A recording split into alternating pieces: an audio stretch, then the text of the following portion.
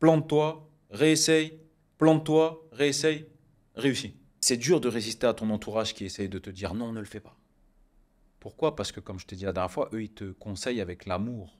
C'est-à-dire, on vient te ramener des drag queens à l'école, on vient te dire que si tu veux faire une transition de genre, tu peux. Dans l'extrême gauche, oublie-moi, j'en veux pas, parce que alors Mélenchon, alors lui, il faudrait encore plus il faudrait pas de policiers et plus d'impôts. Et voilà, alors lui est complètement siphonné. Me libérer de riba et tout, j'ai lu des choses, je commence à prendre conscience. J'aimerais passer par vous, la finance islamique, c'est halal, etc. Bref. Donc je leur ramène un projet. Toi, tu es soi-disant là pour nous aider, pour indexer ta marge. Puis je lui dis, t'es hypocrite, frère. J'ai quitté la France parce que j'étais arrivé, je pense, j'étais tombé dans une dépression. Alors, Bonjour à tous, j'espère que vous allez bien. Ravi de vous retrouver aujourd'hui pour un podcast exceptionnel avec un invité exceptionnel. J'ai le plaisir d'être aujourd'hui à Marrakech avec Mehdi Cherac et vous verrez très rapidement sur YouTube, dès que vous tapez Vivre à Marrakech, vous voyez Mehdi en premier ou en deuxième. Aujourd'hui, j'ai invité Mehdi, pourquoi? Parce qu'il a un parcours atypique, il a un parcours intéressant qui donne de l'espoir à beaucoup d'étudiants qui vont regarder cette vidéo, beaucoup de jeunes, des personnes également en reconversion qui se posent des questions un petit peu sur leur pourquoi et sur où investir, comment se développer. Et donc, durant ce podcast, on va échanger avec Mehdi sur plusieurs thématiques. On va parler de l'ascension sociale. Tu as également beaucoup de choses à nous partager sur l'état d'esprit. Tout le monde parle de mindset, le fameux mindset. On va essayer de démystifier un peu ce que c'est, de sortir du bullshit, pour regarder les termes anglais et de vraiment regarder ce que c'est que le mindset et comment ça t'a aidé. Et puis, on va parler également de ta vie ici, ce qui t'a amené au Maroc, précisément Marrakech. avec plaisir. Et quel est ton retour d'expérience? Ça te va? Très bien, c'est parti, on y va. C'est parti. Donc, comme vous le savez, on va développer de plus en plus ce type de format, ce type de podcast. Chez Excellence Business School, on a une volonté, c'est de vous transmettre un maximum de valeur et de ne pas être une énième école de plus. Plutôt que de vous donner des cours pendant des heures et des heures sur de la théorie, on préfère passer 1 heure ou 2 heures avec des gens qui ont fait de la pratique, qui vous partagent leurs succès, leurs échecs, leurs retours terrain. Et Mehdi, ce qui m'a intéressé chez lui, c'est qu'il est toujours dans le partage. Moi, je te suivais déjà un petit peu avant, j'avais beaucoup aimé ce que tu faisais, et surtout, il y a un truc que j'aime beaucoup, c'est que ce que tu fais est imparfait, ce qui rend le truc super. Tu vois? Merci. Mais on aura l'occasion de détailler ça, et vous verrez un petit peu sur sa chaîne pourquoi je parle d'imperfection et d'exécution. Mehdi, est-ce que tu veux nous en dire un peu plus sur toi? Qu'est-ce que tu fais dans la vie aujourd'hui, et un peu plus ton parcours? Ben écoute, Mohamed, déjà, je te remercie de me recevoir. C'est un réel plaisir pour moi parce que j'aime un peu ce que tu dis. Je suis un peu comme toi. Euh, la théorie, c'est bien, d'accord? C'est bien, bac plus 5, ce que tu veux, master, etc. Mais rien ne vaut la pratique. Et c'est, tu vois, ce que j'essaie d'enseigner à ma fille aujourd'hui et à mon fils qui vient de naître. Voilà, félicitations. Barak fik. Je vais essayer de leur enseigner ça, c'est-à-dire que l'école, c'est bien, c'est important, il faut un bagage. Mais rien ne vaut la théorie, la pratique, le terrain. Donc c'est pour ça que je te rejoins sur ça. Tu as très bien résumé, hein, je m'appelle Mehdi Chirac, je suis né à Creil. Creil, c'est une petite ville dans le 60. Je suis né dans un quartier qui s'appelle le Plateau, mais après je suis parti à la Cavé. Il y a 3 grands quartiers à Creil, un Plateau, Cavé, Guilmer et la Commanderie. Ça, c'est à nos gens. J'ai eu une vie ici, c'est classique, hein, de parents immigrés. J'ai pas envie de faire le truc classique. Je suis Mère, parti de femme. rien. Voilà, je suis parti de rien, même si c'est vrai, mais voilà, pas beaucoup d'argent, etc. Ça va, tu dis pas le fameux je me suis fait tout seul. Hein, non, parce que pour moi, j'ai une dimension religieuse et pour moi, Bien sûr, on en parlera après. Voilà, c'est Dieu qui a. Voilà. J'aurais pu prendre un chemin qui était pas très clair, si tu veux, parce que là-bas, il y a beaucoup de tentations. Et j'ai toujours résisté vis-à-vis de l'éducation de mes parents, tu vois, surtout de ma mère, qui était très dure, qui nous parlait beaucoup. Jamais, jamais, parce que nous, on est 2 frères, jamais mes enfants, je compte sur vous, jamais, jamais, jamais, tu vois.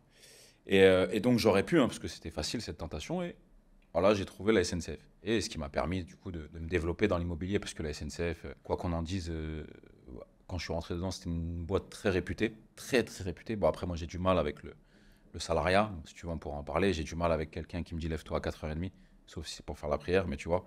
Et du coup, j'avais du mal avec ça, donc très vite, je savais que je finirais pas ma vie là-bas. Mais je savais que j'allais me servir de la SNCF pour pouvoir faire le peu que j'ai fait en immobilier. Si on parle du peu que tu as fait en immobilier, il Ouais. y a quand même un chiffre qui était assez dingue que tu m'avais Mhm. partagé. 40 appartements. Oh, à mon Ah, sommet, je suis monté, ouais. À ouais. mon sommet, je suis monté à 40 lots. Alors, quand je dis 40 lots, c'est-à-dire que je compte les immeubles de rapport, les lots qui y a à l'intérieur. Ok. D'accord? C'est-à-dire un immeuble de rapport. Par exemple, moi, j'investissais beaucoup sur Amiens. D'accord? Ouais. On appelle ça immeuble de rapport, mais si tu veux, c'est des grandes maisons qui ont été divisées. D'accord. D'accord? Donc, sur le papier, c'est un lot, mais à l'intérieur, il y a 4-5 lots. Alors, moi, vu que c'était de la division officielle, il y avait bien chaque lot de repris. Qu'est-ce que j'appelle par division officielle? Chacun a son compteur EDF. Lot, si c'est un compteur divisionnaire, c'est pas grave. Mais donc oui, à mon apogée, j'étais monté à environ 40 lots. Et tout ça, j'ai pu le faire voilà, grâce à la SNCF, grâce à ce travail-là qui fait que lorsque tu arrivais dans les banques, eh bien, tu pouvais facilement faire de l'effet de levier et soulever du crédit. Mais on en parlera. Aujourd'hui, je respecte ceux qui ne le font pas. Je pense que tu as un chapitre après, on en parlera. Est-ce que je leur offre aujourd'hui? Je ne sais pas. Est-ce que je leur offre aujourd'hui? Non, certainement pas. Est-ce que j'y arriverai de la même manière si je ne l'avais pas fait? Je ne sais pas. Est-ce qu'on pourra parler de la finance islamique, etc., ce que j'en pense. Donc voilà, ouais, j'étais arrivé à mon apogée à 40 lots, ouais, donc c'est plutôt satisfaisant. Ouais, c'est intéressant parce que tu passes de la SNCF à 40 lots dans l'immobilier. Qu'est-ce qui t'a donné envie de faire ce move et pourquoi l'immobilier et pas d'autres business comme on peut entendre aujourd'hui, e-commerce ou autre? C'était peut-être pas aussi développé à l'époque. C'était pas aussi développé et si tu veux, euh, j'ai aucune honte à dire que je suis feignant. Si tu veux, je suis feignant, donc je voulais un business un peu passif. Et qu'est-ce qui est passif? C'est l'immobilier. Alors si tu veux, tu as tout le travail en amont que tu dois faire. Rechercher un bien, calculer sa renta, faire son étude, chose que je ne faisais pas au début. Il faut savoir que quand j'ai acheté, on était en franc, on passait du franc à l'euro. Et il n'y avait pas toute cette concurrence. Il n'y avait pas le Bon Coin, il n'y avait pas tout ça. On marchait encore avec un journal qui s'appelait J'annonce, qui sortait tous les jeudis. Et on avait dans le réseau local des agents immobiliers, tu vois. C'est pour ça que je ne m'estime pas un génie de l'immobilier. J'ai eu de la chance. Parce qu'au début, j'ai acheté même des choses, c'est n'importe quoi. Qu'avec le savoir que j'ai aujourd'hui, j'aurais pas acheté. Mais ça, même ce n'importe quoi, il a tellement pris de plus-value dans les années que, en fait, ce n'importe quoi était devenu un super truc. Et donc, je me suis retrouvé dans l'immobilier, comme je t'ai dit, parce que la vraie histoire, c'est que une fois, je rentrais chez moi. Maman, je t'aime, toujours respecter vos parents, maman, je t'aime. Et il était tard. Et j'ai mal parlé. Et je dis, ouais, il n'y a pas à manger. J'ai commencé à gueuler, tu vois. Est-ce qu'il n'y a pas à manger, tu vois? Elle m'a dit, comment ça, tu rentres à minuit, tu me dis, j'ai pas fait à manger et tout. Tu vois? Elle m'a dit, si t'es pas content, tu dégages. Et je suis parti. Tu sais, avec ma fierté, je suis parti. J'étais dans un petit foyer SNCF. À la SNCF, bon, pas tout de suite, hein. J'étais chez ma copine, puis après, je suis parti dans un petit foyer. À la SNCF, ils nous donnaient des chambres dans un petit foyer, tu vois. Et ensuite, de là, au travail, j'ai rencontré un mec, Jean-Pierre, qui lui avait acheté beaucoup d'immobilier. Puis tu sais, il nous parlait au travail, tu sais, qu'on était au travail. Ouais, là, tac, j'ai fait ça, j'ai fait ça, j'ai fait ça. Et du coup, ça m'avait fait tilt avec, pareil, quand j'avais fait un an d'études à Amiens, juste après mon bac, j'ai arrêté très tôt. Je me rappelle, le propriétaire, il passait chercher ses chèques à chaque mois. Et du coup, je me suis dit, ça fait trop de. Il faut que je m'intéresse à ce truc-là. Et du coup, je me suis retrouvé dedans comme ça. Et j'ai dû chercher, du coup, une résidence principale. J'avais un ami à moi qui était agent immobilier. Il me dit, tiens, Mehdi, regarde. C'était au quartier Saint-Médard, l'un des plus beaux quartiers de Creil. Il me dit, tiens, voilà, il a un propriétaire, il en vend deux. Il y en a un qui est loué, un tu peux habiter dedans. Et regarde, si tu achètes les deux, je me rappelle, c'était 600 000 francs les deux. Donc 90 000 euros. Et ben regarde celui-là, le loyer de celui-là, il va quasiment te payer les deux. Après, je me suis dit, ouais, c'est trop beau pour être vrai. J'ai fait le calcul, je me suis dit, ouais, c'est vrai. Je touche 450 euros ou 500 euros de loyer.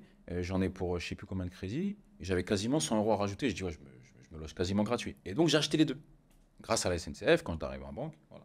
Et j'ai acheté les deux. Et puis après, voilà, je les ai vendus en résidence principale. Et j'avais acheté pièce 46 000 euros. Et le premier que j'ai vendu, 117. Et le deuxième, peu de temps après, 112. Donc, tu vois, pour 90 000 euros, j'ai récupéré presque 235 000 euros. Et c'est là que j'ai compris que l'immobilier, il y avait vraiment une carte à jouer. Et en plus, j'ai vu que c'était pas très dur. À part quand je récupérais un bien, faire un peu de rafraîchissement ou alors monter le dossier de financement. Mais en fait, c'était pas très dur. Ensuite, il fallait bien choisir son locataire et tu voyais que c'était du revenu passif. C'est-à-dire que chaque mois, un loyer tombait, ça payait ton crédit, tes charges, il te restait un petit bénéfice. Je me disais, mais c'est magnifique en fait. Je fais rien, quelqu'un est en train de payer pour moi et dans 20 ans, 15 ans, ça m'appartiendra. Mais c'est exceptionnel comme sensation. Attention, je parle au-delà de la dimension religieuse, etc. Et je respecte les gens qui ne font pas. Mais là, on s'adresse à tout le monde. Ok? On en parlera après si tu veux. Au-delà de ça, c'est vrai que c'est exceptionnel comme sensation. C'est ce qu'on appelle le revenu passif. Quelle meilleure sensation de toucher des revenus passivement. Tu vois? Et du coup, après, j'y ai pris goût. Et je voyais que je déposais des dossiers pour acheter. Et je voyais que ça passait. Et je voyais quand même, on me disait, vous voulez pas acheter et tout. Et puis après, j'ai fait aussi des choses que je ne recommanderais pas aujourd'hui. Hein. J'ai fait des doublettes, quadriplettes de dossiers où je disais que c'était ma résidence principale dans des banques différentes, chose que je ne ferais pas aujourd'hui parce que avec le croisement des cautions, et puis aujourd'hui, il ne faut pas le faire, tout est réglementé et tout. Si tu veux, j'étais un kamikaze. Est-ce que je le referai aujourd'hui? Je ne sais pas. J'ai pas la même, tu vois, le même courage, si on peut appeler ça du courage. Mais si tu veux, c'est ce qui a marché pour moi. Et nous, avant, et ça existe encore aujourd'hui, ce qu'on pouvait faire, c'est ce qu'on appelle une pause mensualité, ce qu'on appelle un différé partiel. Ce qui fait qu'après, à un moment, je me suis retrouvé très vite à 10-15 biens, à gagner plus que mon propre salaire. Et pareil, ce fameux Jean-Pierre, on discutait et tout, et il m'a dit, tiens, j'ai fait une pause mensualité parce que je vais faire des travaux. Et du coup, moi, j'ai fait une pause mensualité dans tous mes biens, pendant 2 ans. Il y a même certains 3 ans. Et du coup, je touchais mes loyers sans mes prêts. Et ça m'a généré une grosse trésorerie. En fait, tu vois ce que je veux dire? C'est Ah, petit à petit. Et c'est comme ça que je me suis retrouvé dans l'immobilier et que je me suis dit, je vais faire que ça. Je vais faire ça jusqu'à temps que je suis vraiment libre financièrement et autonome. Et je dirai au revoir à la SNCF. En fait, chaque jour où j'allais travailler, je me disais pas c'est un jour de plus. Je me disais c'est un jour de moins à travailler. C'est un jour de plus vers ma liberté. Je me disais pas ouais, c'est un jour de moins pour aller jusqu'à la retraite. Je me disais là, c'est un jour de plus que je suis en train de faire pour atteindre ma liberté. Je savais qu'à un moment j'arrêterais. Et quand j'ai eu voilà des rentes suffisantes, eh ben j'ai arrêté et puis après j'ai continué voilà. et donc, toi, tu as investi dans l'immobilier, tu vis maintenant de l'immobilier, Ouais. tu as créé ton agence aujourd'hui, MC Agency. À Marrakech, ouais, exactement. Ouais. Est-ce que tu peux nous en dire plus sur son activité? Bien sûr. Ah, si tu veux, j'ai pour habitude, en tant qu'entrepreneur, j'ai cette vision entrepreneuriale, j'essaye toujours lorsque je rencontre un problème dans ma vie, j'essaye d'y créer la solution. D'accord? J'essaye, en tant que possible, de créer la solution.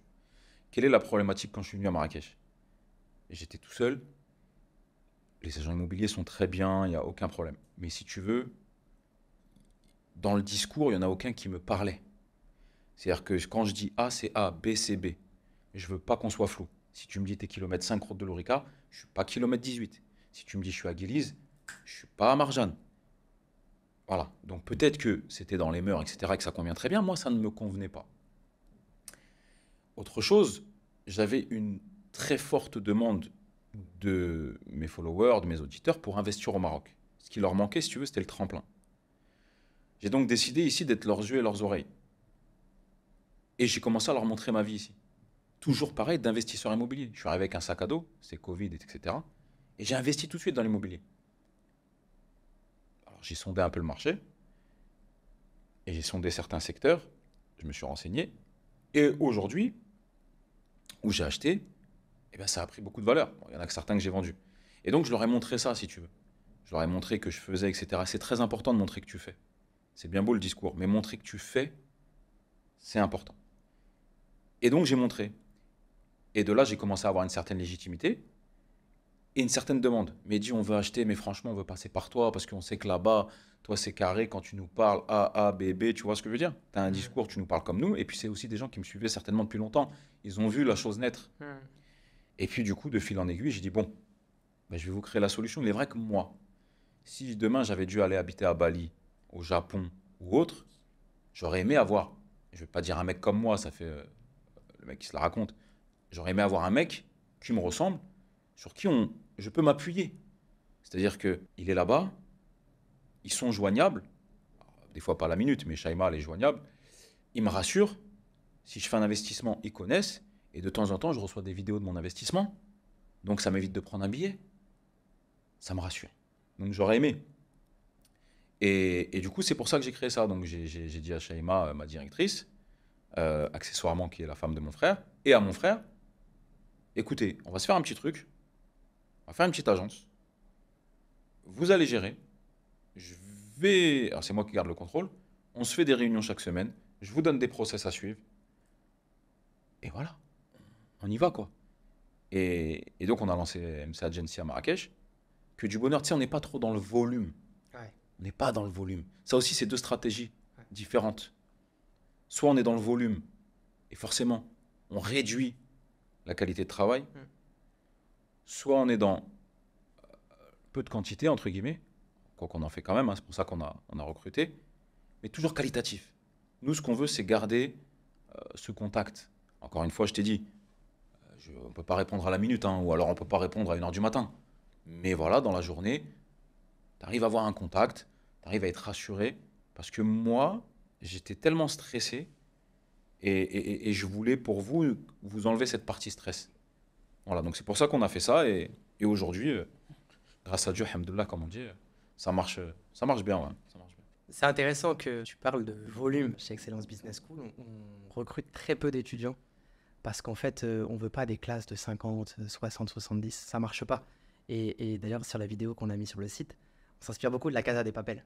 Ouais. Tu vois, les petits groupes, petites communautés, et c'est eux qui font des grandes choses. C'est les petites communautés fortes dans une conviction qui font des trucs intéressants. Quand tu as trop de masse, tu n'adresses personne. Exactement, t'as deux stratégies marketing. Tu as la stratégie volume, hein, je veux dire, je sais pas moi, pour citer dans les télécoms, peut-être free, avec des abonnements à 9,99 € où tu fais du volume, tu bombardes, et derrière, bon, bah, la qualité de service, elle est peut-être amoindrie. Puis t'as le marketing grande marque, des articles très chers, euh, et puis ils vendent à moins de monde, mais ils gagnent autant d'argent, si ce n'est plus. Tu vois, il y a un proverbe qui dit, pour faire 1 million d'euros, soit tu vends à 100 personnes quelque chose à 10 000 euros, ou soit tu vends à 1 million de personnes quelque chose à 1 euro. Donc, où est-ce que tu veux te situer? Ouais. Voilà. Donc, nous, on a choisi la deuxième, d'accord? Peu, quoique. Forcément avec un peu de volume, Voilà, bien sûr. on en a quand même un peu parce que voilà, on connaît une expansion, alhamdoulilah, plutôt sympa. Et du coup, on a recruté pour. Mais on ne veut pas rentrer dans le. Tu vois, des programmes commerciaux, des projets de village pour en commercialiser 5 par jour. Je suis sollicité. Et encore une fois, je suis personne. Hein. Vraiment. Hein. Je pense que tu me connais. J'ai pas du tout la grosse tête. Tu vois, tu m'as abordé et tout. Tu as vu comme un mec normal. Et d'ailleurs, je suis un mec normal. Je suis personne. Mais je pourrais être commercialisé. Enfin, on me sollicite 10 fois par jour. J'ai ce programme-là. J'ai ce programme-là. J'ai ça. Je ne fais que très peu de programmes où je lance la commercialisation parce que j'ai tenté de me renseigner auparavant. C'est des gens qui ont fait. C'est des gens qui ont des moyens. Je ne garantis rien. Le risque zéro n'existe pas. Tu vois? Mais au moins, on essaie d'affiner pour proposer des bonnes choses à nos clients. Voilà. Pour pas être dans le volume, pas trop se disperser. Ouais, c'est clair. C'est clair. Et puis à un moment donné, tu perds la qualité. C'est-à-dire que Exactement. ceux qui disent oui, mais même avec la quantité, on arrive à recruter, etc., tu vas recruter moins bien, tu vas moins accompagner, tu vas être moins réactif. Et, c'est normal. Et nous, Excellence Business School, c'est exactement pareil. C'est-à-dire qu'en fait, tu peux pas donner des cours à 100 étudiants. Tu as 100 cerveaux différents, 100 passés différents, 100 qualités, 100 Bien sûr. défauts différents. Tu peux pas faire la même chose à tout le monde. Et c'est hyper important de personnaliser son approche. Il y a beaucoup de nouvelles technologies aujourd'hui qui se développent. Beaucoup de nouvelles technologies. Est-ce que toi, tu utilises des choses pour t'aider dans l'immobilier, t'aider dans ton business? C'est-à-dire, qu'est-ce que tu entends par nouvelle technologie? C'est-à-dire qu'aujourd'hui, il y a des technologies qui émergent avec de l'IA, avec l'automatisation, des choses comme ça. Est-ce que tu t'es équipé ou tu gardes une approche très manuelle dans D'accord. ton activité, que ce soit pour aider les clients? Est-ce que tu as mis en place des chatbots? Est-ce que tu as mis en place de l'automatisation, des choses comme ça? Ou pas du tout? Alors pour l'instant, pas du tout. Si tu veux, on est un peu rustique à l'ancienne. Je sais qu'il faut en général aller vers le progrès. Sauf que j'ai du mal avec celui-là. Je privilégie toujours le contact humain. Donc nous, c'est un peu à l'ancienne. On a un groupe WhatsApp, Shaima, Layan, etc. Et les clients, ils discutent sur WhatsApp. Je sais que la tendance voudrait qu'on aille vers des chatbots, vers des emailing, mais tu perds l'ADN. Tu perds, je pense, ce pourquoi les gens me suivent. Cette accessibilité et ce sentiment d'être comme eux. Ah tiens, toi, on dirait que t'es un mec de chez nous, on dirait qu'on se connaît, on dirait qu'on s'est rencontrés, on peut discuter. Si je te mets un formulaire, si je te mets un truc, il n'y a plus d'ADN. Tu vois? Ouais. Tu vois, là, quand Shaima te répond sur WhatsApp, ou que de temps en temps, quand je passe à l'agence, je croise des gens. Ah, ça va, Médite. Il y a encore ce petit truc. Je pourrais me développer dans la volumétrie en automatisant. Je ferais certainement beaucoup plus d'argent. Est-ce que j'ai envie? Non. J'ai envie d'être tranquille, d'être qualitatif. J'ai envie d'avoir encore ce rapport. Et je pense qu'on y revient vers ce rapport humain. Je pense qu'aller dans toute l'automatisation, le remplacement humain, je pense qu'on va revenir aux vraies valeurs. On voit les limites que ça a. D'accord? Et je pense qu'on va revenir aux vraies valeurs. Et je pense que les gens, tu vois, il y a un mec, lui, dans les voitures, qui s'appelle GMK, que certainement tout le monde connaît. Ouais. Il est comme ça. Ouais. C'est pour ça qu'on le suit. Il prend son téléphone. Ouais, les frérots. Mais moi, ça me plaît. Si tout est lisse, tout est formaté, ça me plaît pas. Alors oui, on perd des clients. On perd des prospects. Énormément. Qu'on convertit pas parce que Combien de personnes sont venues à l'agence et m'ont conseillé de tiens, je te fais un truc, emailing, tu reçois le prospect, ça envoie un formulaire, ça te trie, ça me... Oui, mais non. J'aime bien que le client, il appelle Shaima. Alors, ça lui casse la tête, mais elle a des heures pour ça. Sauf quand après elle rentre, hein, c'est off, il faut comprendre. Hein. On ne peut pas être à la minute, mais on aime bien. Rien de mieux que d'avoir le client. Qu'est-ce que tu cherches? Qu'est-ce que tu me mets sur un bout de papier? Tu vois?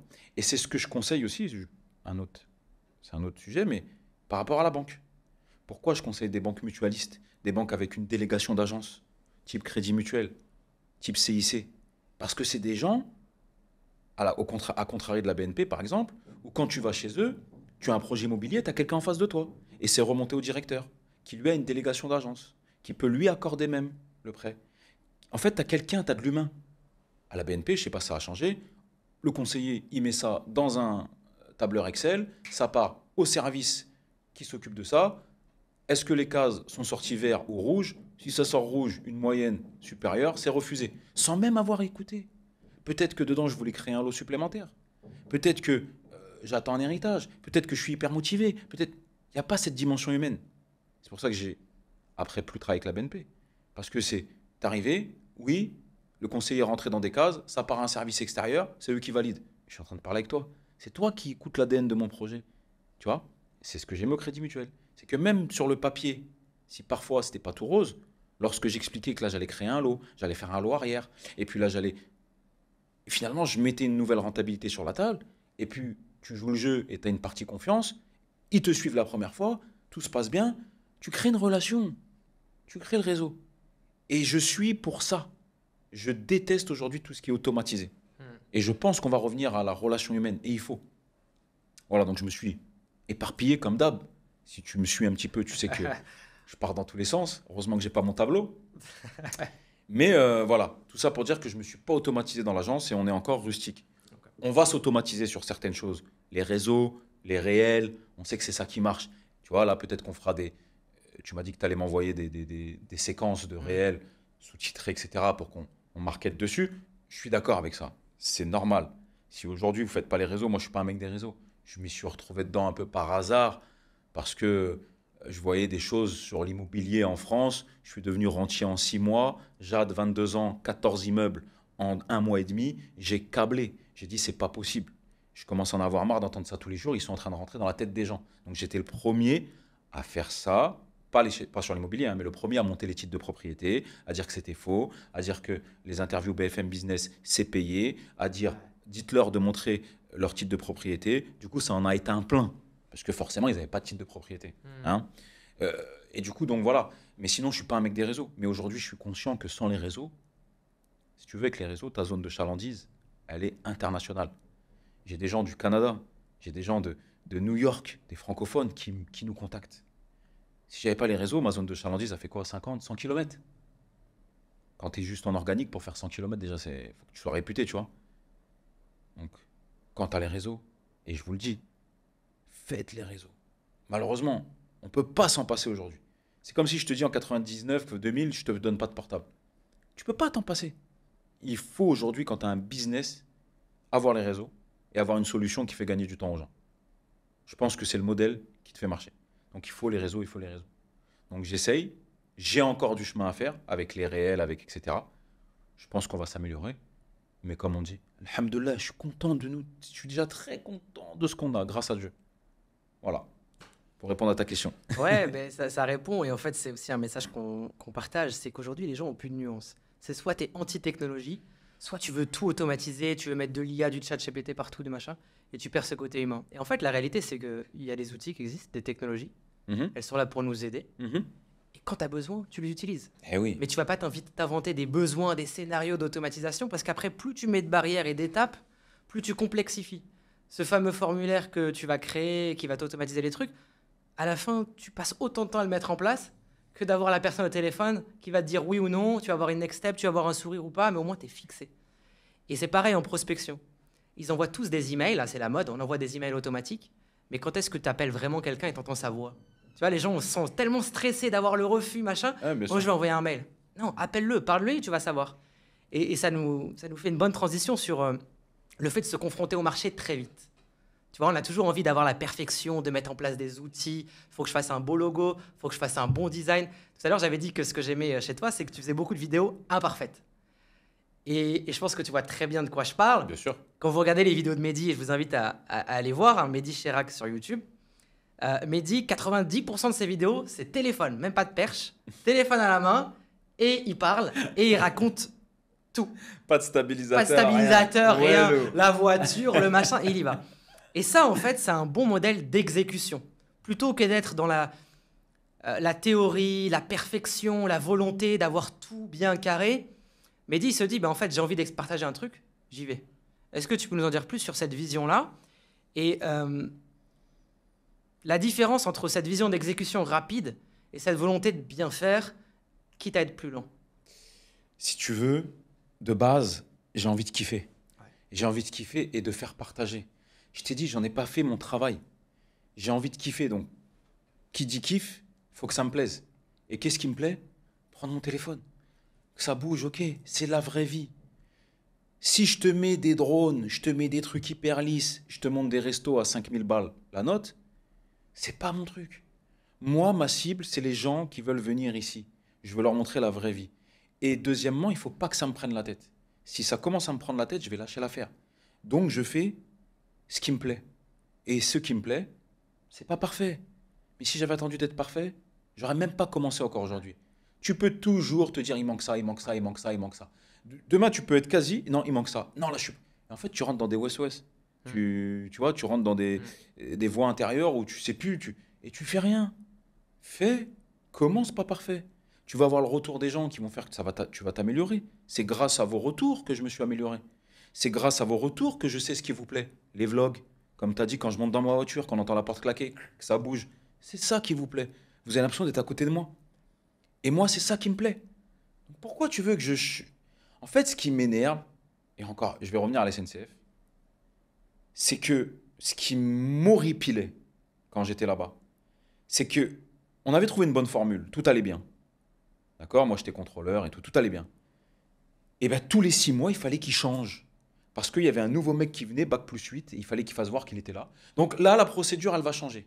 Finalement, maintenant, vous dites les annonces. Vous répétez 2 fois l'annonce. Vous dites les correspondances, mais même celles qui ne vous concernent pas. Attention, il y a des... Mais on a une procédure qui marche, tout le monde est content. Pourquoi tu viens changer? Donc là, j'ai une formule qui marche. Je peux l'améliorer, certes, mais la plupart des gens sont contents. Pourquoi je vais la changer? Et en plus, c'est la formule qui me plaît. Ouais. Donc, c'est ce que je continue à faire. J'ai fait, si tu veux, des vidéos un peu plus pro, un peu plus dans le format qu'on voudrait que ce soit ou que les gens attendent à ce que ce soit, pour présenter des belles villas et des riads. Elles n'ont pas plus marché que ça. Pourquoi? J'ai l'impression que les gens me disent dans les commentaires, mais dis, arrête, c'est pas toi. Arrête de faire le mytho, c'est pas toi ça. Non, les drones. Frérot, c'est pas toi. Tu vois? Donc reviens comme t'es. Ouais. Et je reviens comme je suis. C'est comme ça que je m'éclate. C'est comme ça que les gens y kiffent. C'est comme ça que ça me va. Si ça me prend la tête, moi, je te dis, c'est pas un taf. C'est un hobby et j'aime partager. C'est bidon, mais j'aime vous faire voir des fois des conneries que je partage. Ça reste un hobby. Si ça doit me remettre dans une pseudo rat race avec un... Tu vois là, je peux même te montrer. J'ai beaucoup de gens qui me contactent. Là, il y en a un, il m'a contacté. Et je lui passe le bonjour s'il regarde cette vidéo. Où il m'a fait un programme. Il a essayé de me convaincre. Avec, tu dois te publier tous les dimanches. On te fait ça. On te fait...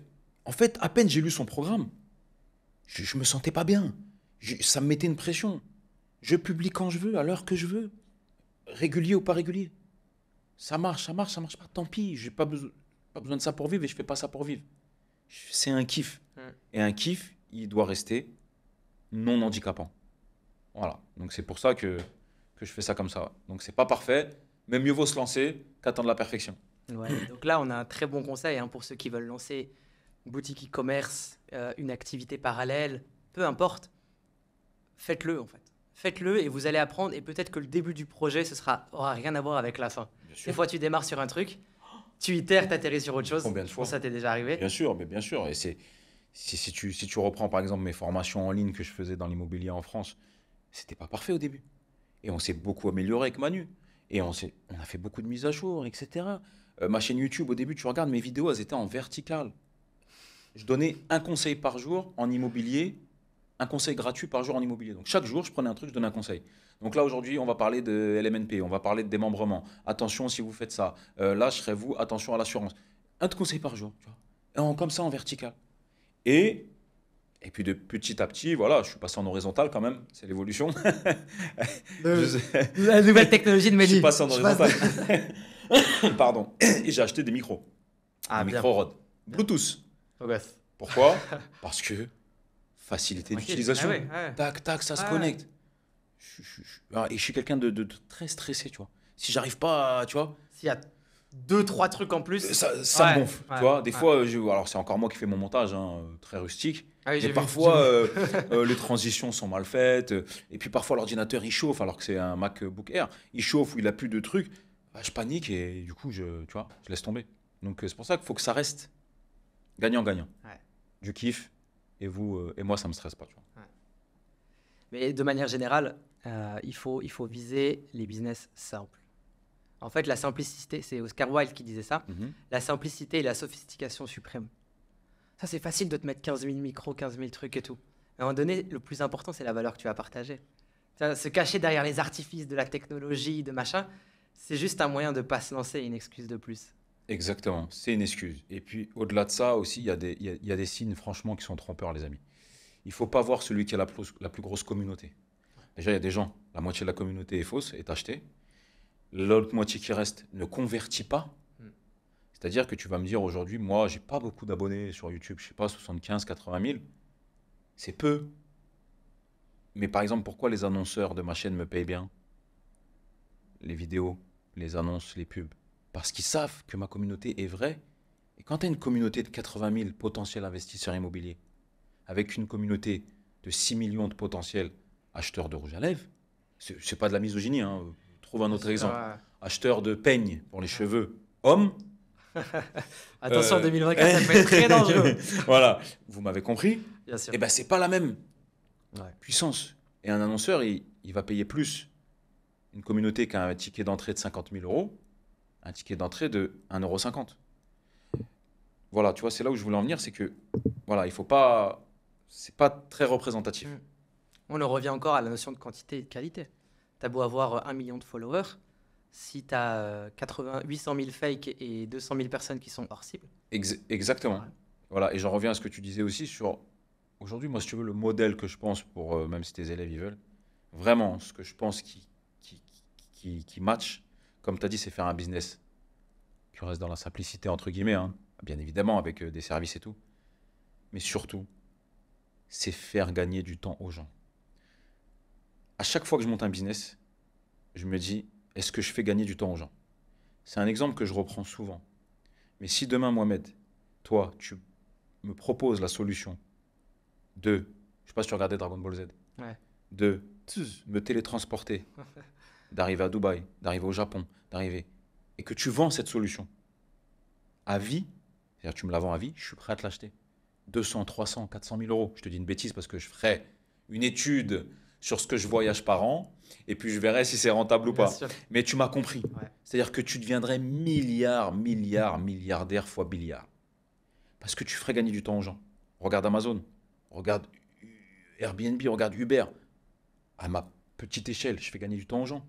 Parce que les gens, ils viennent, ils achètent avec nous, ils repartent, hop, on leur fait gagner du temps, pas besoin de revenir. On a la procuration, on ouvre les compteurs pour eux, on signe pour eux, on meuble, on a l'architecte d'intérieur, on a la décoratrice, on leur fait gagner du temps. Partez de ce point de vue-là. Quand vous faites gagner du temps aux gens, vous gagnerez de l'argent. Quelle est la valeur ajoutée que vous apportez aux gens? Toujours partez de ce point de vue-là. Et aujourd'hui, il y a plusieurs valeurs ajoutées que tu peux apporter aux gens. Je peux, par exemple, très bien te saper. Je peux très bien te coiffer.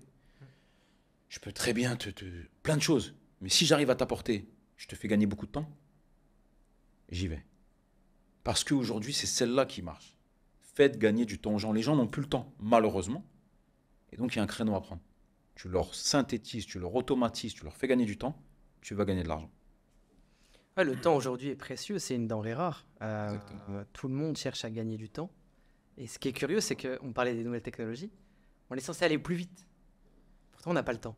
Tu vois, à l'époque, quand tu voulais prendre une nouvelle, tu envoyais un courrier à quelqu'un, la carte postale, elle arrive. Toi, tu es déjà rentré depuis 2 semaines. Et aujourd'hui, on peut s'envoyer une vidéo sur WhatsApp. Est-ce que tu passes plus de temps avec tes proches? Alors, pour mon cas, oui. Ouais, C'est-à-dire parce que toi, que, t'es venu à Marrakech pour, voilà, pour ça. moi, si tu veux, je suis tous les jours avec ma mère au téléphone en Ouais, WhatsApp. ouais, Et, et tu vois, il y a du très bon là-dedans. Heureusement que WhatsApp existe avec la caméra. Heureusement. ouais. Je me souviens, moi, ma mère, quand j'étais petit, elle envoyait des cassettes audio à sa sœur, à ses sœurs en Tunisie. Ouais, D'accord? Ma mère est tunisienne et elle faisait des cassettes audio avec un. Tu sais, comme les médecins là. ouais, je vois. Ouais. Voilà, ça va Nénette, Ouais. ça va Aïcha, ça va. Alors là, je rentre du marché, donc elle leur envoyait. Mais quand l'autre a leur envoyé, mais c'était passé je sais pas combien de temps. Et ce que sa sœur avait dit, c'était déjà perdu. Donc c'est une invention extraordinaire. Mais pourquoi? On en revient à ce que je te disais. Ils nous font gagner du temps. Ouais. Aujourd'hui, quand tu prends WhatsApp en vidéo, tu es avec quelqu'un au Gabon ou à Pékin, il te fait gagner du temps. C'est pour ça qu'ils sont milliardaires. Et c'est une très bonne invention. Et moi, oui, j'utilise énormément ça. Après, je vais pas tu vois, l'IA, etc., même si ça va Ouais, se bien sûr. développer. Je vais pas parce que j'ai un manque de connaissances. Mm. Et en fait, si tu veux, j'essaie d'avoir, je trouvais le bon juste milieu entre ça va, je m'en sors, pour pas que ça devienne trop lourd. Mm. Si ça devient trop lourd dans le process, dans le machin, j'arrête. Ouais. Mais après, il y a des fondamentaux comme WhatsApp et tout aujourd'hui où c'est vite fait, tu vois. Ouais, bien C'est sûr. pas trop lourd. Ouais. Et ce qui est curieux, c'est qu'effectivement, sur cette partie-là, tu gagnes du temps, mais tu as d'autres trucs où on gagne. On est censé gagner du temps et finalement, on s'aperçoit qu'on a moins le temps qu'avant. Tu sais, la vie, elle est beaucoup plus speed qu'avant, alors qu'on a des outils qui permettent d'aller beaucoup plus vite. Par exemple, les salariés n'ont jamais été autant productifs qu'aujourd'hui et ils n'ont jamais autant travaillé, été en burn-out et en dépression qu'aujourd'hui. Ouais. Donc, tu as tout le parallèle entre. T'as des paradoxes. Ouais, tu as des paradoxes comme ça. En parlant de paradoxes, toi, tu parlais rapidement de finances, Mhm. et notamment de finances islamiques. Ouais. Est-ce que tu peux nous donner ton point de vue sur le crédit? Tu disais que tu souhaitais arrêter. Mhm. Qu'est-ce que ça va impliquer pour toi maintenant aujourd'hui? Mhm. Et est-ce que tu as exploré d'autres pistes, comme notamment la finance islamique? Oui, très bien. Ouais, ouais, effectivement, aujourd'hui, j'ai décidé d'arrêter de faire du crédit. Ça fait un petit moment. Si tu veux, quand j'ai commencé, bah, je t'ai dit, hein, j'étais jeune. J'avais 20 ans. Et voilà, forcément, ma spiritualité n'était pas aussi développée que maintenant. Alors, j'ai encore énormément de travail à faire. Mais il est vrai que, voilà, je suis de religion musulmane et dans l'islam, le crédit, ce qu'on appelle riba, l'usure, est interdite. Alors, on peut en parler, ça va être un sujet. Si tu veux, il n'y a pas de divergence dessus. Mais tu sais, comme des sous-chapitres, je pense qu'il y a des. Je pense que le sens propre de l'usure riba euh, n'est pas celui qu'on veut faire croire. Attention, marche sur des œufs. Si tu veux, aujourd'hui, on nous dit que il est interdit de faire du crédit, point bas.